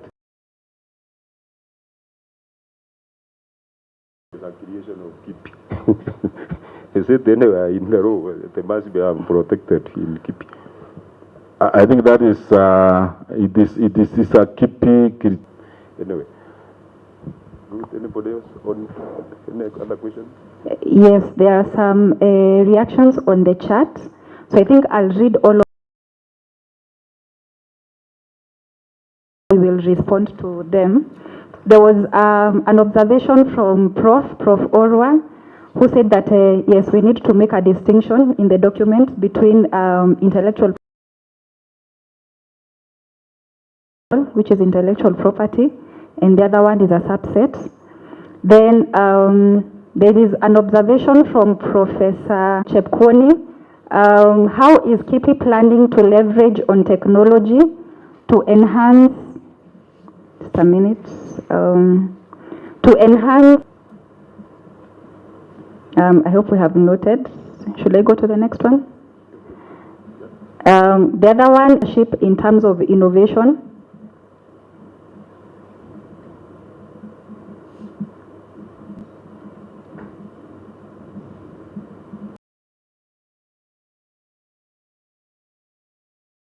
Nyakundi, she has said that they will reach out for partnerships in terms of training in IP. And saying TUM, which is a technical university of Mombasa, is interested in IP training for both staff and students. So I think I'll keep, yes.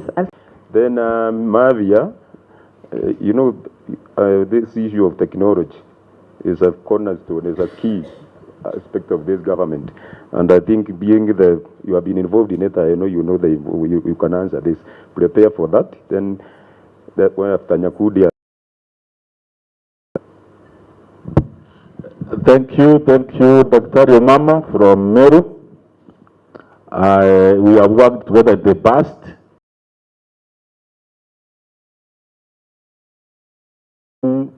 By invitation. I know we have come to Meru University twice.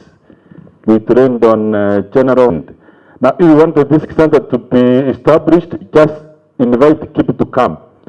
We will come like yesterday. Because this is our mandate of members of staff to come and train on this and establish one. There's no problem on that. Just invite us. Okay. Nyakundi, thank you. Julius, Can you comment on this, please?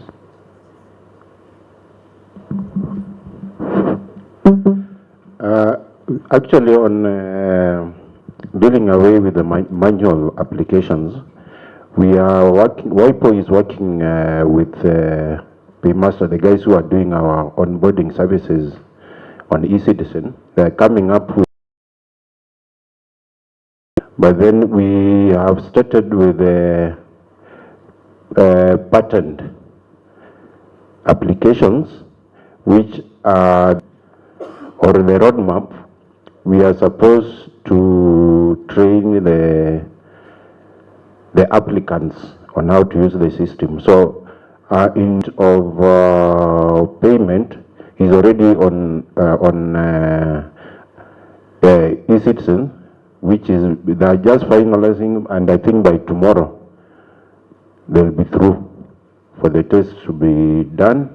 So the clients will now not be coming to KIPI to pay. They'll go to eCitizen, they pay, then maybe they come to do the applications. But the bit of application, the applications, we are thinking by the end of February, the system will be in place. Okay, Julius, now, by end of February, is that what you are referring to the near future? By the end of February, what is the near future? Do you have a time? Smooth. Even the next 1 week or 2 weeks, the system will be in place. You know, we are actually having some small teething problems, which I think most of. Angelo, there was a question on TUM. Oh, okay. About innovation. Yes, actually, Go back. We were there last year. Again, they have requested for another training. The letter is on my desk. We will go. All of you know that for the last, I don't want them to be very selfish. They invite also the surrounding institutions, like the other universities at the coast, TVETs, to kill so many birds. Thank you. Okay. Anything else? Yes. And also include training for women in IP, specifically women in MSMEs.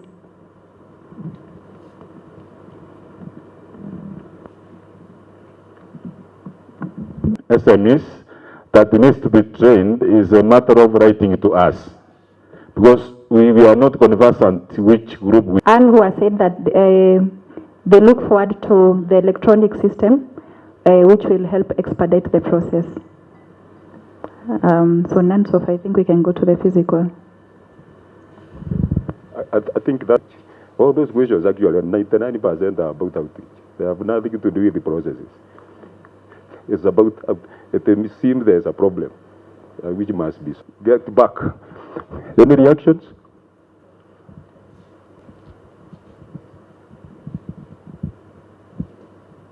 I was glad to hear from the chair of the board that they're employing more staff.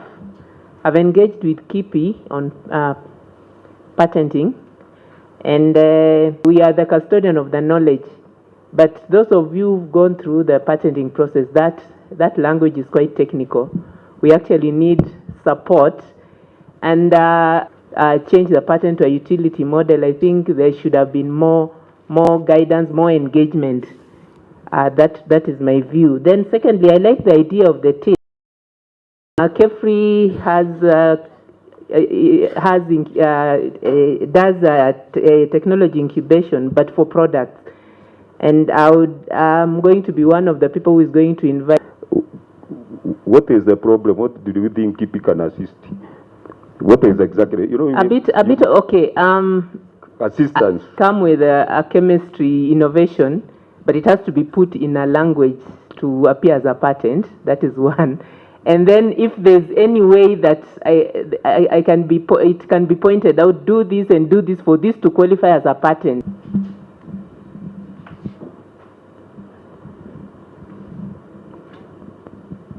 Okay, thank you, Dr.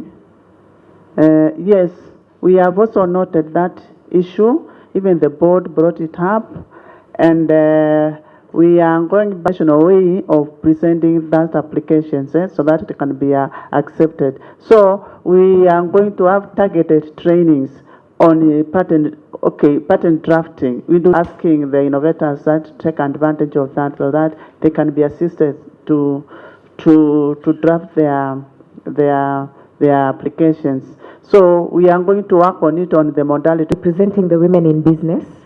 So I had a couple of questions that I need to find out. The first one is I just wanted to know if we had the women in business, because we have quite a number of them who have innovated in their businesses, but they have no information about how they can go. If a stakeholder mapping was done, we would actually identify which groupings we can actually reach out. It will really add value, because if a program can be created, it has too much information on the first page. So if that also can be, reorganized or redesigned, I think it will, because to be very honest, I think very many people are not really aware. They know these patents and all these things, but they're not really aware about how to go about it. So, and if your services can also be put on eCitizen, I think that will also help so that more people can get access to that. Yes. Thank you very much. Okay, welcome. Maybe Julius, can you comment on the website? I know you have been doing something. Just reassure our participants something is being done on that. Actually, we have redesigned our website. What is remaining is we are just dealing with some few issues. Then we publish. Then on eCitizen services, if you log in right now, we already have the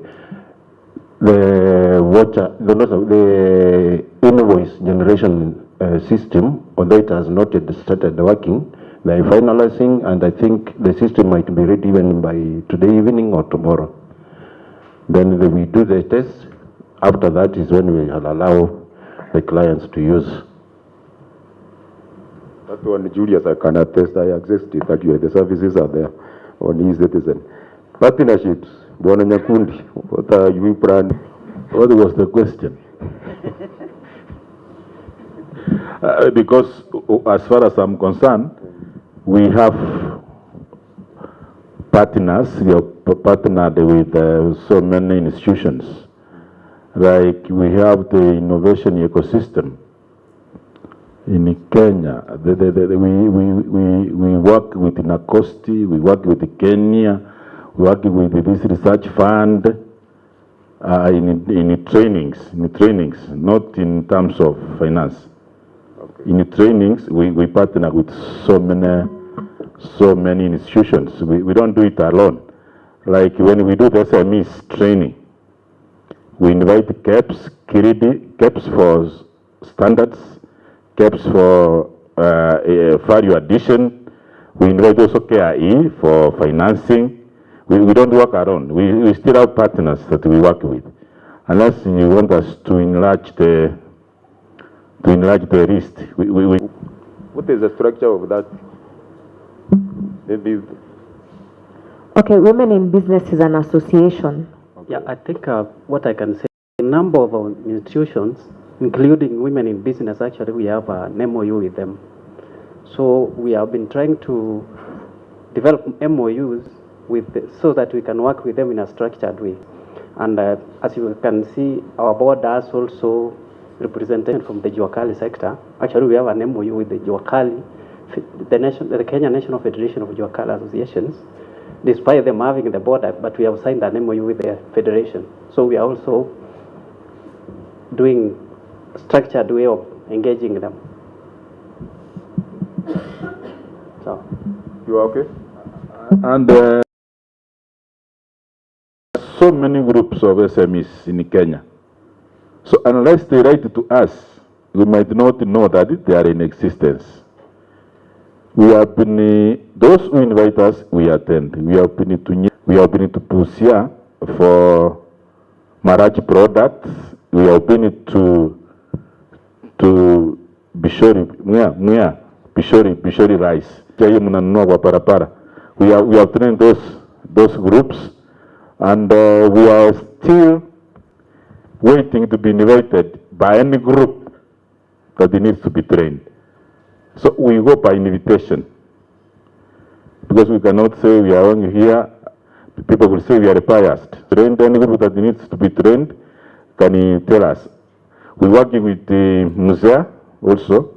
We work with the Ministry of Industry and county levels. That they have a slot in our training. They come and train on how they can assist the SMEs. And we to be invited. Anyway, that we will discuss in the office, not now. Because we are reactive. There was a question, I think, and Janet, you can comment on this. You have interacted with IPAS, not me.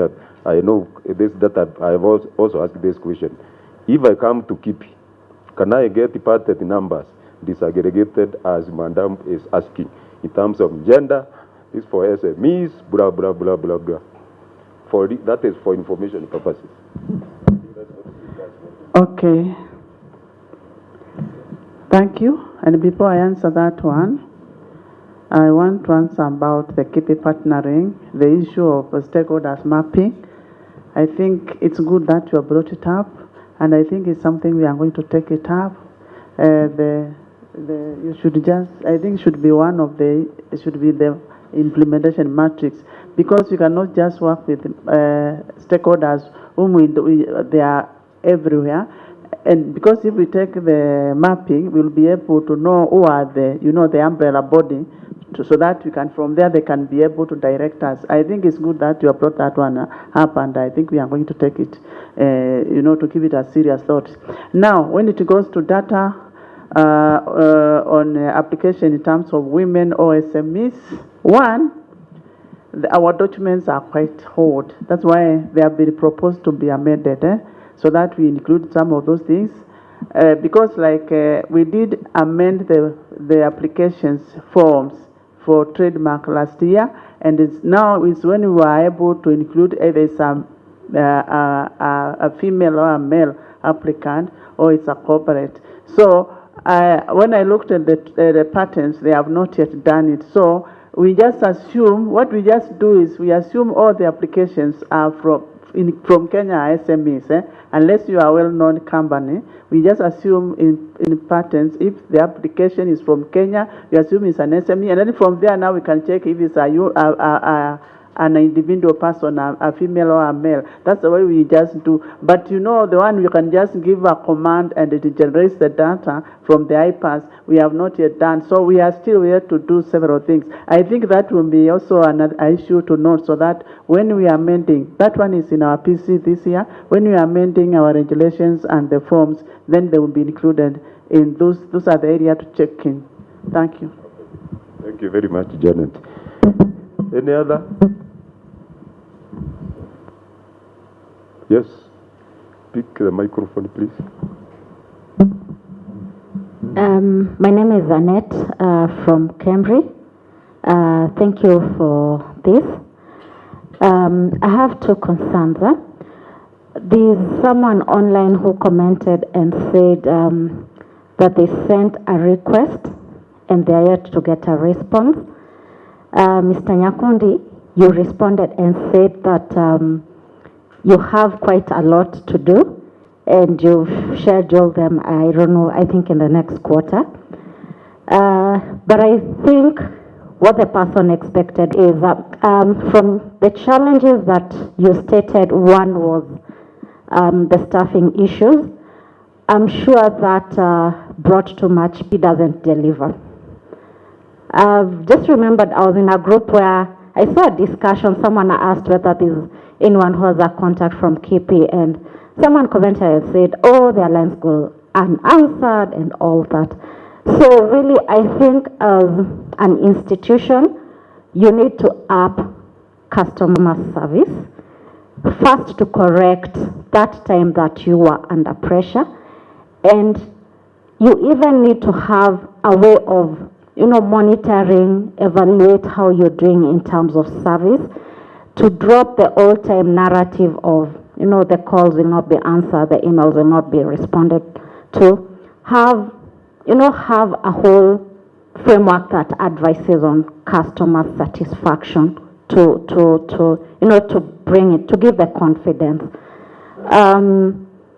The other thing I've just remembered, earlier this week I was just looking at the WIPO IP facts and figures report for 2022, and I found myself wondering how come Kenya was not on the report in terms of the IPs, the UMs. I wondered whether it's our reporting or was it reported under something else. But looking at the figures that we were given here for, I think, the period of the previous framework, I think then, I don't know, it should have appeared or something. Maybe could respond. Thank you. Okay.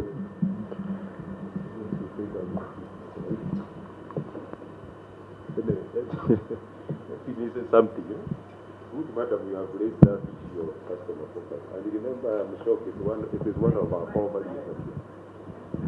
It is actually one of our core values. And I think it's something we really need to take it seriously. Yes. If we cannot say it's a core value, then people have a problem. We cannot even deliver on that. That is personally me. That's my concern. But since management is here even at the top, I think it's something that can be added. Then this issue of WIPO, the figures,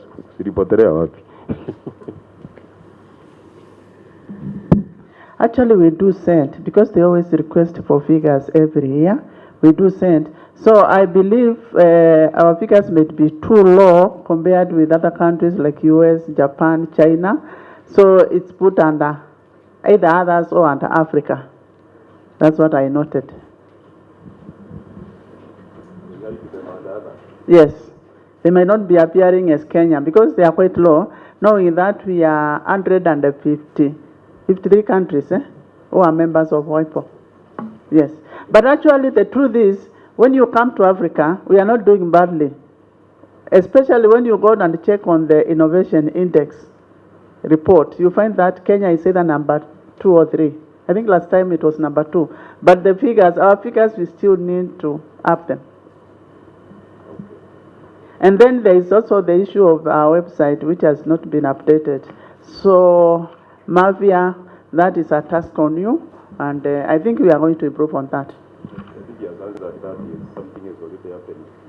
But I think there is a question which I even forgot to comment about the iPass. You know, there's a time I was actually collecting some data and I asked exactly the same question the participant has asked. If I came to KIPI, can I get patent figures for pharmaceutical companies, disaggregated? Because that's the only way you can make decisions. You cannot say KIPI registered 1,000 patents. And then I ask you how many SMEs, I have no clue. How many from women, even from youth, should be possible to know from there. Because you just need to configure it. So that you make it, you know, and it will make Nyakudi's work very easy to target. Because you are targeting people you know, that the youth, but when you ramp them together, maybe that is a wrong time because the system here has a lot of challenges, a complicated one. But without that kind of data, even in Kenya, if I wanted to know the poverty index in my village, I just need to go and get the data from Kenya National Bureau of Statistics. It is there, where I come from, even as I can tell you. So without that, I think it's going to be a bit difficult. But we need to also to do that. Any other reaction? Noted, please. Yes. Thank you very much. And I first want to thank KIPI for this great opportunity for all of us to converse. And actually just appreciate KIPI because our good chairperson in the morning mentioned that you're operating at 52% and you've managed to do all this. So maybe there is room for improvement. But I just wish to emphasize on the part of information or outreach. And looking at this document, there's a very, there's a key in under the lessons learned. There's a very key, statement that part of the lessons learned was the issue of information, low information on industrial property. But when you look at maybe the reaction or the response of KIPI towards that, I think maybe it is pegged to the issue of capacity because the outreaches are maybe what I would say not very innovative as it should be, even though you're promoting innovativeness and, creativity. Because I think the days of doing workshops and, and just visiting university, have a session with students, it will just be another added class. But how about having some innovative way of outreaches to targeted groups? Because general outreach might never, yield results. You have to have a target. If it's young people, if it's women, you go to where they are. Banks nowadays, they go to women chairmans because they know they are reaching the right people at the right place. So my emphasis would be, and it is actually captured in all the way forwards and the stakeholder analysis that you've included here, that I would propose to KIPI that you have very specified and intentional outreaches to particular groups. And for my part, representing Youth Motion Kenya, I would wish to propose that for young people, it is very important that you have an innovative, and in fact, not completely like move away from workshops and everything, but for young people specifically, you don't even have to organize a specific or an independent activity. When you go to those in there, you have a desk, and then you just talk to the management and you tell them, as you plan this, ensure that you mention to the people that there is a segment for IP. You'll just find you will come here, you won't have a lesson learned of low industrial property knowledge, but you'll have a key, rather a key observation that they we are not even ourselves innovative. So,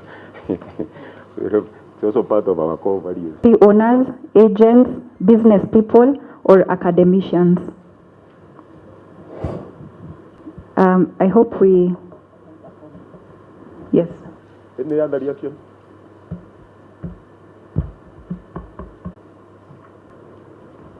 There was also a hand up, but I think he put it down. There was someone from Can Invest. So if you're still interested, you can go ahead.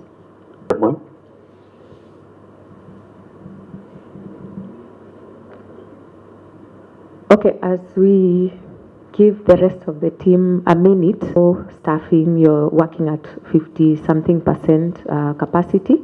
So there's something I mentioned about KIPIs. It will be much easier. As I mentioned, if you do the stakeholder mapping, you'll be able to know exactly which organizations.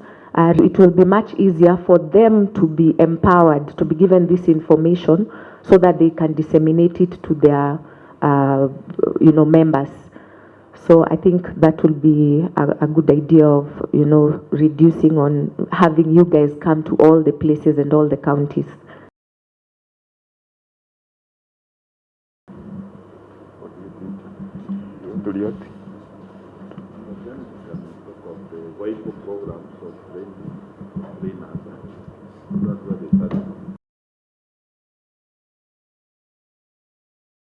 Training Institute. Me personally, I want to applaud the KIPI for assisting us.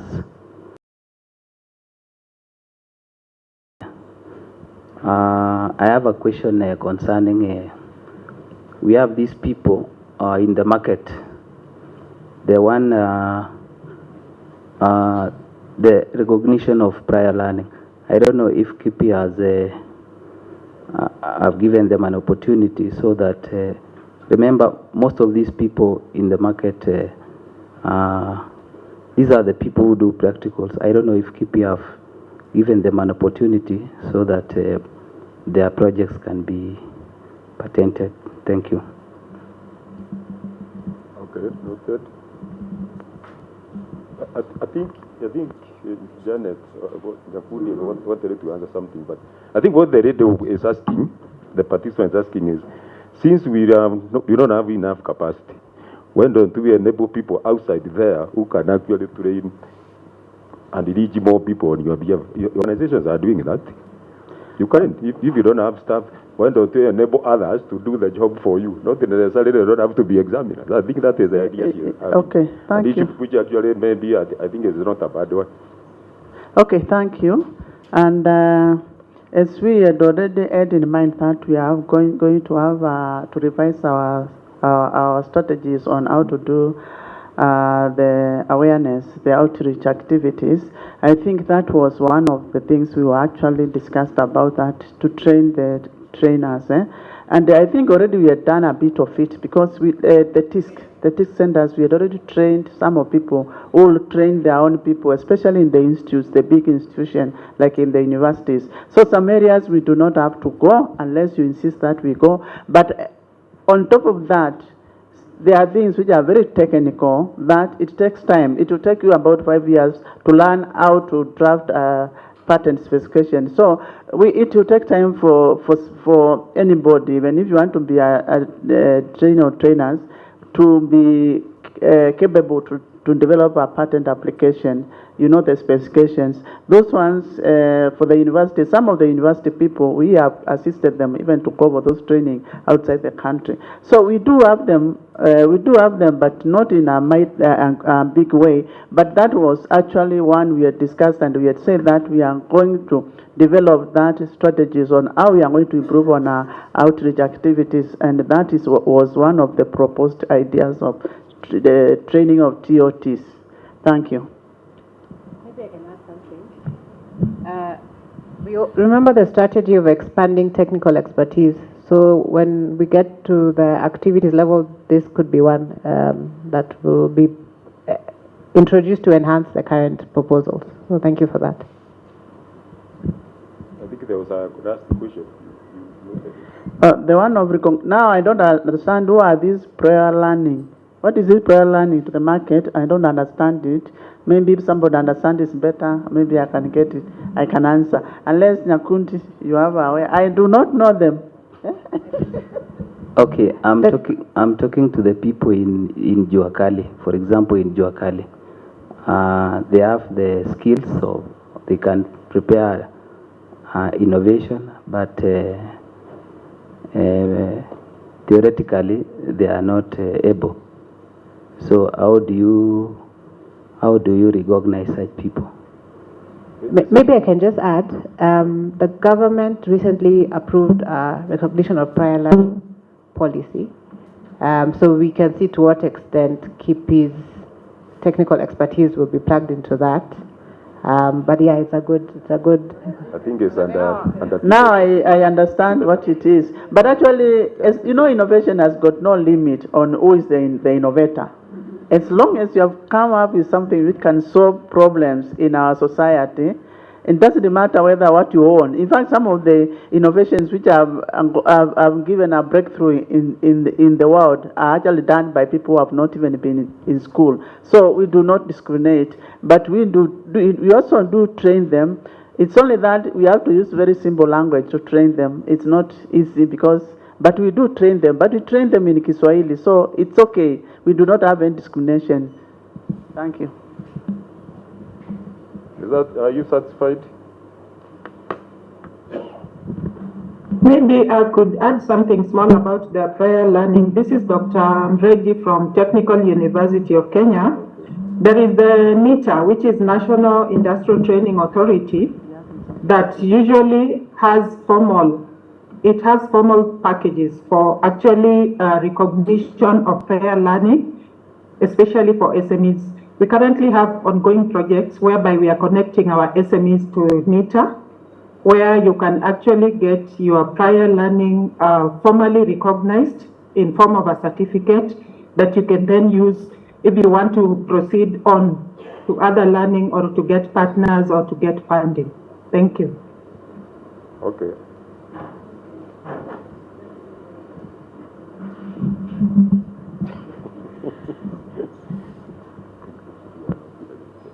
Ruth, anything on your...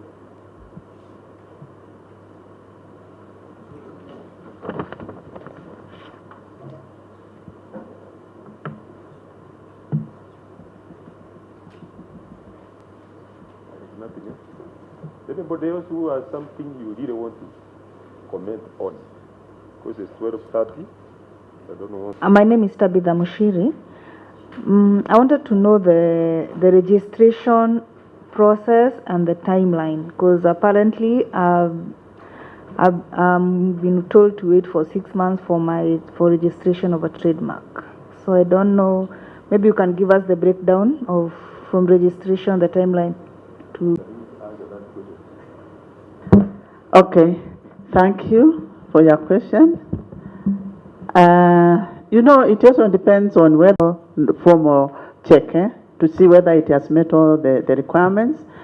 And once it has met all the formal requirements, that is after you requested, you don't provide them, and then we wait. But now we have programmed our IPAS that after 12 months, if we ask you for a document or to put some clarification, if you don't do, then the system will automatically abandon it. So we will tell you to reapply afresh, because in trademark there is the preservation of novelty is as long as you have used it. There is maybe give it 1 month for the examination to be out, and assuming that you paid everything up front, then it will be queued for the application. So give it around, because there is still the 60 days, calendar days, which you have to wait. It depending on when the examination was out. If it was out around 20th, then it will have to wait for the other month, because our journals are generated once every month. So give it around 4 months. That sometimes you say we spoke to you and you start saying I did not see your correspondence, or I sent my response.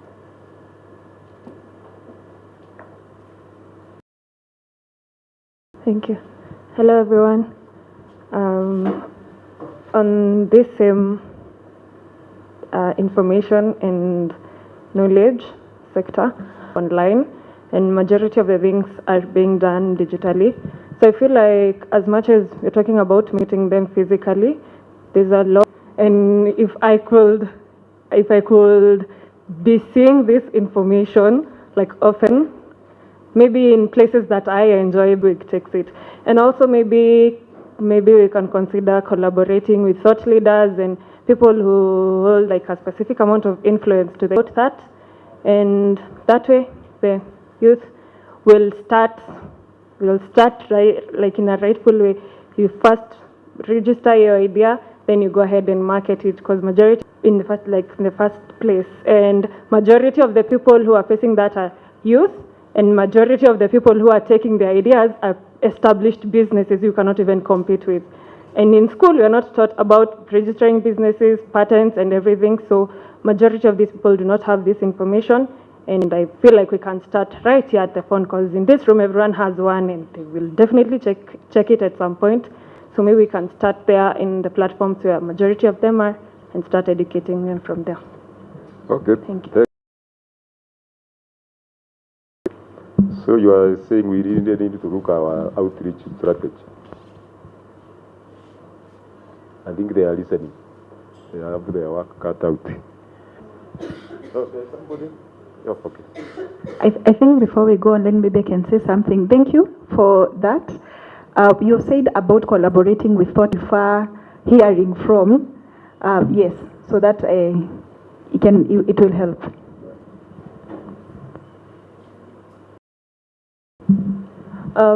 For example, online, you'll see a lot of young people who already have businesses, and sometimes they even attend workshops to speak about them. But the questions Social Magazine has a business of bags. Her brand is called Safiri. We have someone like Chris Njoki with Icon, which is Kenyan, made everything from scratch to the entire product, and it's a very booming business right now. We have someone like, is it Nancy Mwai, who has. So I am not biased, and I am not talking about men, please. It is the people that I tend to interact with online. Yeah, but I feel like people like this were ready.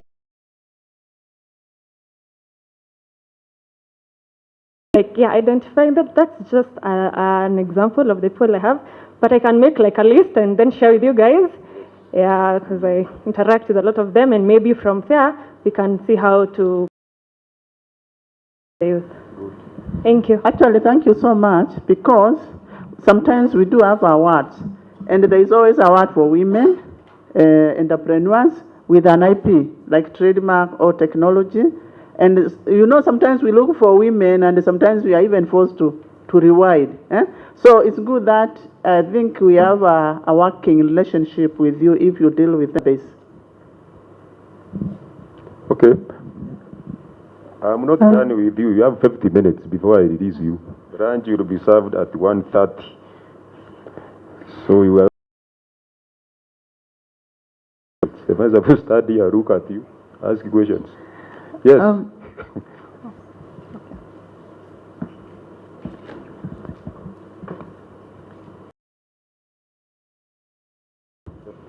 My name is Abdulfatah Ibrahim, representing Engineers Board of Kenya. Now, on the strategic plan, you can see the strategic plan is anchored on one of the SDG targets. Now, my question is, how does KIPI actively contribute to fostering innovation and protecting intellectual property for engineers in Kenya? How does the KIPI actively contribute to fostering innovation and protecting intellectual property for engineers in Kenya?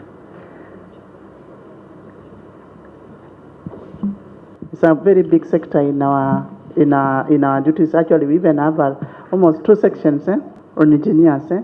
So we do promote them because there are so many applications, especially on ICT. We do have very many of them, which have been filed with us.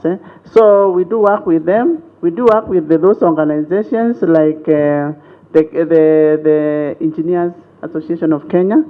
Yes, we do work with them, and we do promote. We talk to them, actually. They even also invite us to go and give them a speech.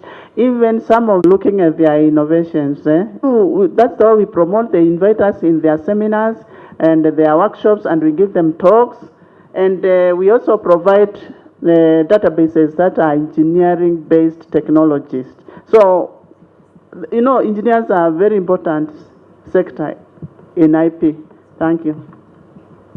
Okay. Anything else? Is someone online? Dennis, please go ahead. My name is Dennis, and I work for a law firm called ENS Africa. And I just wanted to make 2 points. First, I wanted to commend KIPI. I think we as practitioners have not actually appreciated quite commendable, given the feedback and given the amount of and the volume of transactions that we handle with you on a daily basis. I've also had I think one of the panelists say that at least with respect to trademark applications, there is now a new system which allows your system to focus on non-contentious applications. I think there's a need to also focus on the contentious applications, especially where we have oppositions, where we have expungement proceedings, get official communications from the registry. So I think it's important for us to also look at that aspect, because at least in my experience, we've experienced some delays in registering trademarks in but that being said, I think it's still very commendable that the registry has managed to make the strides it has with the capacity.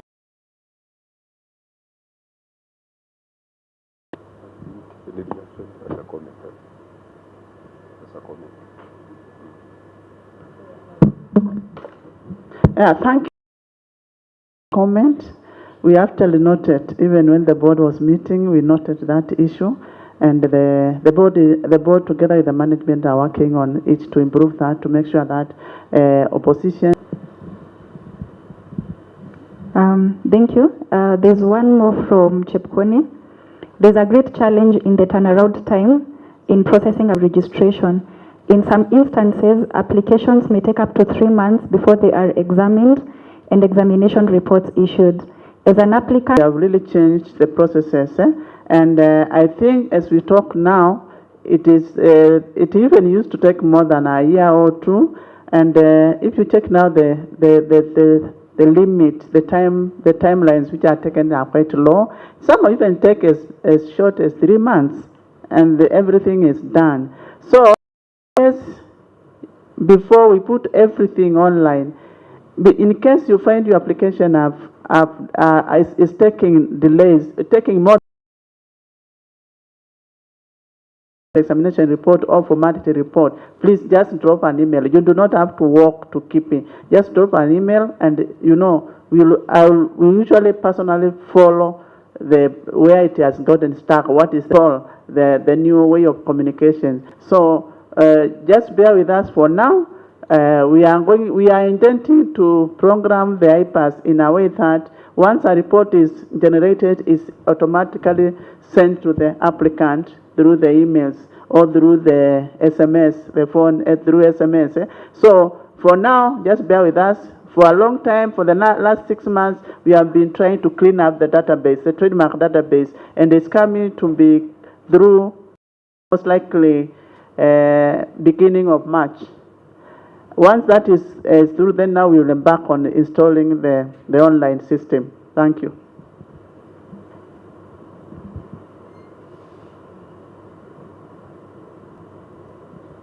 Anybody else? Let's come back here.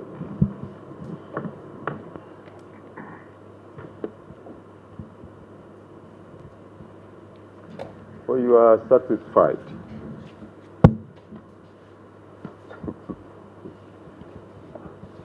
There's somebody.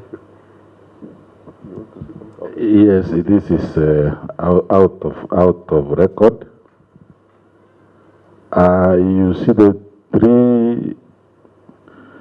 two girls and the one.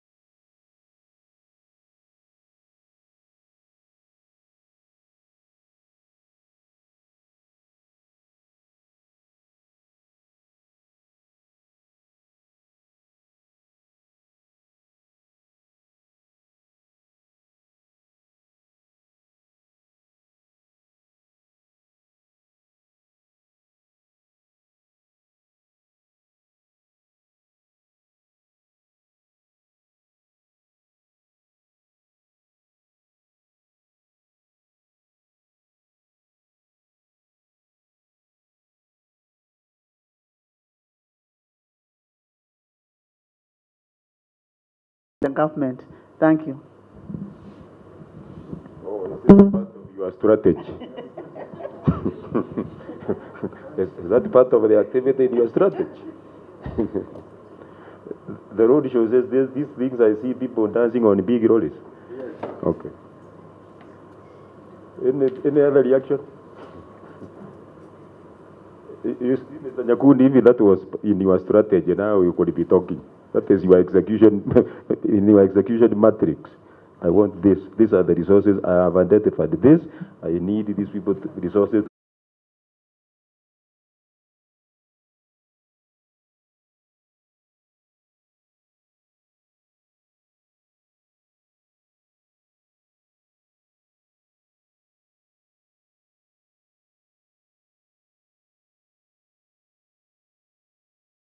Because we are almost coming to the tail end of this. Anything burning, something you feel we need to talk about it. Ruth, anybody on the right?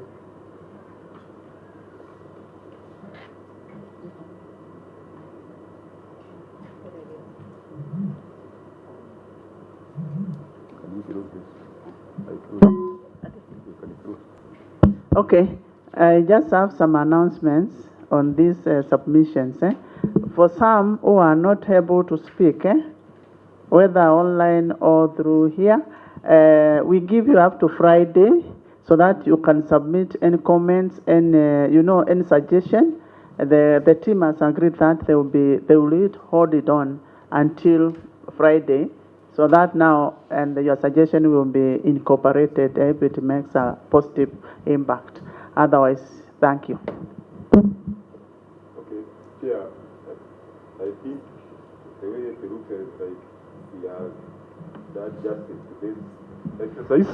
Unless somebody wants to say something, I want to go back on my seat. Informed lunch will be served at 1:30 on the first floor dining room. So make your way there. And I think I'm going to return the microphone to the MC, Bwana Nyakundi, to give us guidance on the next.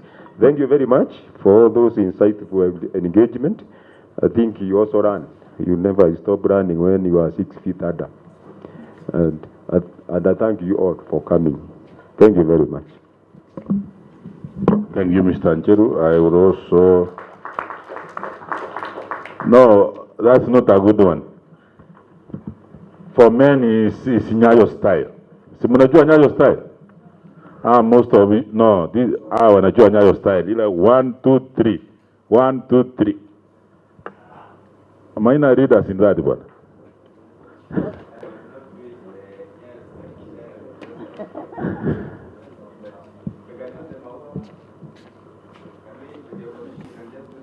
No, it's for more one, it's already. Yes. Yes. Okay. So, we can warm up for it. Barandero has done a good job.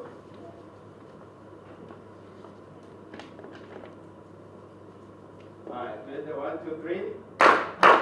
Barandero, Satsana,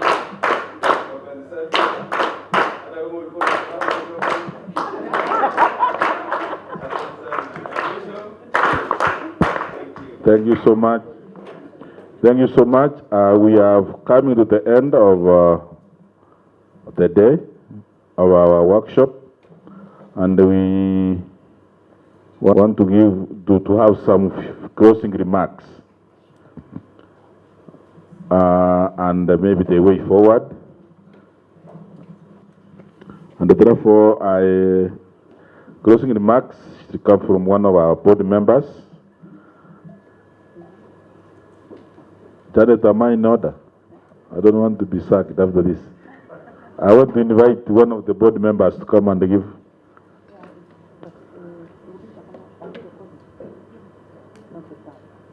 It's okay. Yeah, I don't want to get out of this place. I get my right on of being sacked. So I would want to invite Director Mary Mutoro to give us a closing remark and maybe the way forward. After that, then if somebody could have not arrived, then I will request Mr. Ngeta to give a vote of thanks. Thank you. Thank you, Bwana Nyakundi. I'll say maybe the chair, my fellow board members, our esteemed stakeholders. Thank you very much for taking the time to be here with us. We know you probably you could have done other more important things, but we appreciate you for honoring our invitation to come and be here with us. I think seated, I kept nodding because I could resonate with the comments that were being made by our stakeholders and our participants. I can assure you these are not discussions we're having for the first time. As a board, these are issues that we are currently grappling with. And also, I think doing some soul searching. And what we're asking ourselves as a board is, because what's constantly coming out is, do people know about KIPI? What are the levels of awareness and the strategies that we've put in place, are they working? So these are the issues that are coming up. For example, leveraging on technology. Are we doing that as an institution? We talk about innovative and strategic communication and awareness. That has also come up. So as a board, I think we're going through some self-reflection and trying to come up with thinking of strategies, innovative strategies that we can use as a board that can help us have a greater impact to our stakeholders and society in general. Something that has also come up is customer service satisfaction. I would say I think it's a bit sad to hear this from our stakeholders. So this we take to heart, and I think we'll put structures in place so we can make a difference in the way we deliver our services and the way we reach out to our stakeholders. I would say for me, what was very interested and impressed was to see the request for trainings, and I see we have partners. I think one of the proposals that has been made is having partnerships with the existing institutions and forums and groupings that we have currently. How can we use that to our advantage and use that in creating greater IP awareness? Stakeholder mapping, also very important. We need to understand who our stakeholders are, what their needs are, and then custom make our strategies so we're able to reach out to these stakeholders. So I can say in this room, these are issues the body is taking into consideration. These are issues that are currently on the table before the board that we are keenly following up on. So my hope and belief is that in the coming days, we'll see some improvement, and then we'll continue collaborating with our stakeholders so that we can come up with ideas and ways in which we can create, increase innovation, increase awareness on IP. So I think with that, I would say thank you very much for being here. We'll continue engaging, and we appreciate you. Thank you very much. So that's not for ladies. Now Maina will take it up. Let's stand up. Tusimame. Naona tumeanza kurara. Lunch mmesikia iko mbali kidogo. So mtavumilia. You know, some people, they don't take even lunch. They take just one square meal. Sisi tuko na bahati na msitoroke kwa sababu hiyo chakula tumelipia. Sasa warm up hivi. Maana tulikuwa tunafanya aje? Amenda. See what we are doing.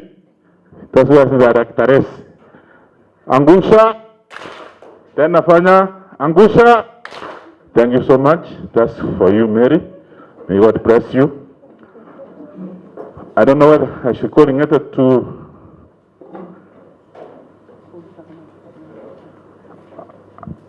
Mutima. Is there around? Not yet. So, Mr. Ngeta Samuel, just come and give us a photo of thanks.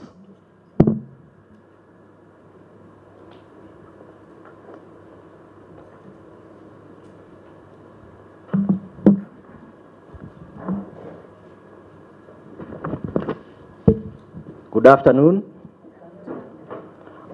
First and foremost is to thank Almighty God for this far, for His goodness and for His grace and for His mercy. Secondly, I would like to thank our able chairman for his noble stewardship and good leadership. Thirdly, I would want to thank the board of directors for their commitment, for their good governance, direction and guidance, and the support that they have given us as an institution for availability of resources. Fourthly, I would want to thank all our clients, stakeholders, agents, lawyers, innovators, universities, media, service providers for the engagement and the support. And I would also want to thank our online participants for embracing technology and for making this occasion quite lively. I would want also to thank our consultants from KIPI for the good work, for the development of for this strategy. I would also want to thank KIPI management, our managing director, and the entire staff for the good work and for the tireless efforts that they have contributed to this far. I would also want to thank our technical team for the good work and for making us be on the roadmap and be seen all over. I also want to thank the hotel for providing us with these services and facilities, and even for the foods and all that they have provided for us. And lastly, I would want to thank each and every one of us for participating and for being available. And may the Almighty God bless you. And let's keep on the motto, and let's keep on serving and delivering to our nation, Kenya. Asanteni. Tufanye tatu. Ni hivyo. Lakini sasa tufanye with strength. Go to nine, we are on for nine. Tatu, 1, 3, go. 1, 2, 3. Thank you so much. Thank you so much. We have come to an end. An announcement to be made. Daktari achaongea. Daktari, you have to talk. Just salamia watu. You are under threat. Just salamia watu. Daktari was the lead. You got them read in this exercise. Now he's using mduwake wa mkono so much. Daktari, just say hi. No, it is not true. I'm not using hand too much. We are working together. So you need to correct that. Yes, I apologize and I withdraw. Thank you very much. I think for me is to thank everybody for the comments. I think they are insightful. They are good, and they are going to improve the strategic plan for KIPI. And we can assure you, we are going to incorporate them in the revisions that we are going to make. So thank you very much. Thank you so much. That's what I wanted to come from your mouth. We are going to incorporate all your comments. I want one lady from here to pray and pray for the food, just from this section. Okay, Mr. Mukono, ni nani? Mr. Nyakundi. Yes. Please make the announcement on the email. The email where they will send their... Just do it. For those who will be sending comments, written comments, send them through the general email of KIPI, that is info@kipi.go.ke. That is the managing director's email. Latest by Friday. Latest by Friday. Thank you. Lunch is served on ground floor? Yes, on the ground floor. They have changed it. First floor. Lunch is served on the first floor. The cards, I understand there are cards here, so you will pick the cards as you leave the room. Nani anamaliza mkutano? Nani achaongea? I'm on this desk.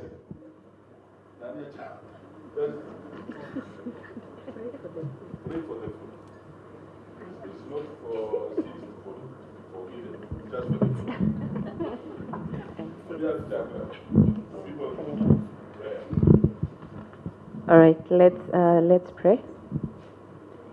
Dear Heavenly Father, we come before you this afternoon.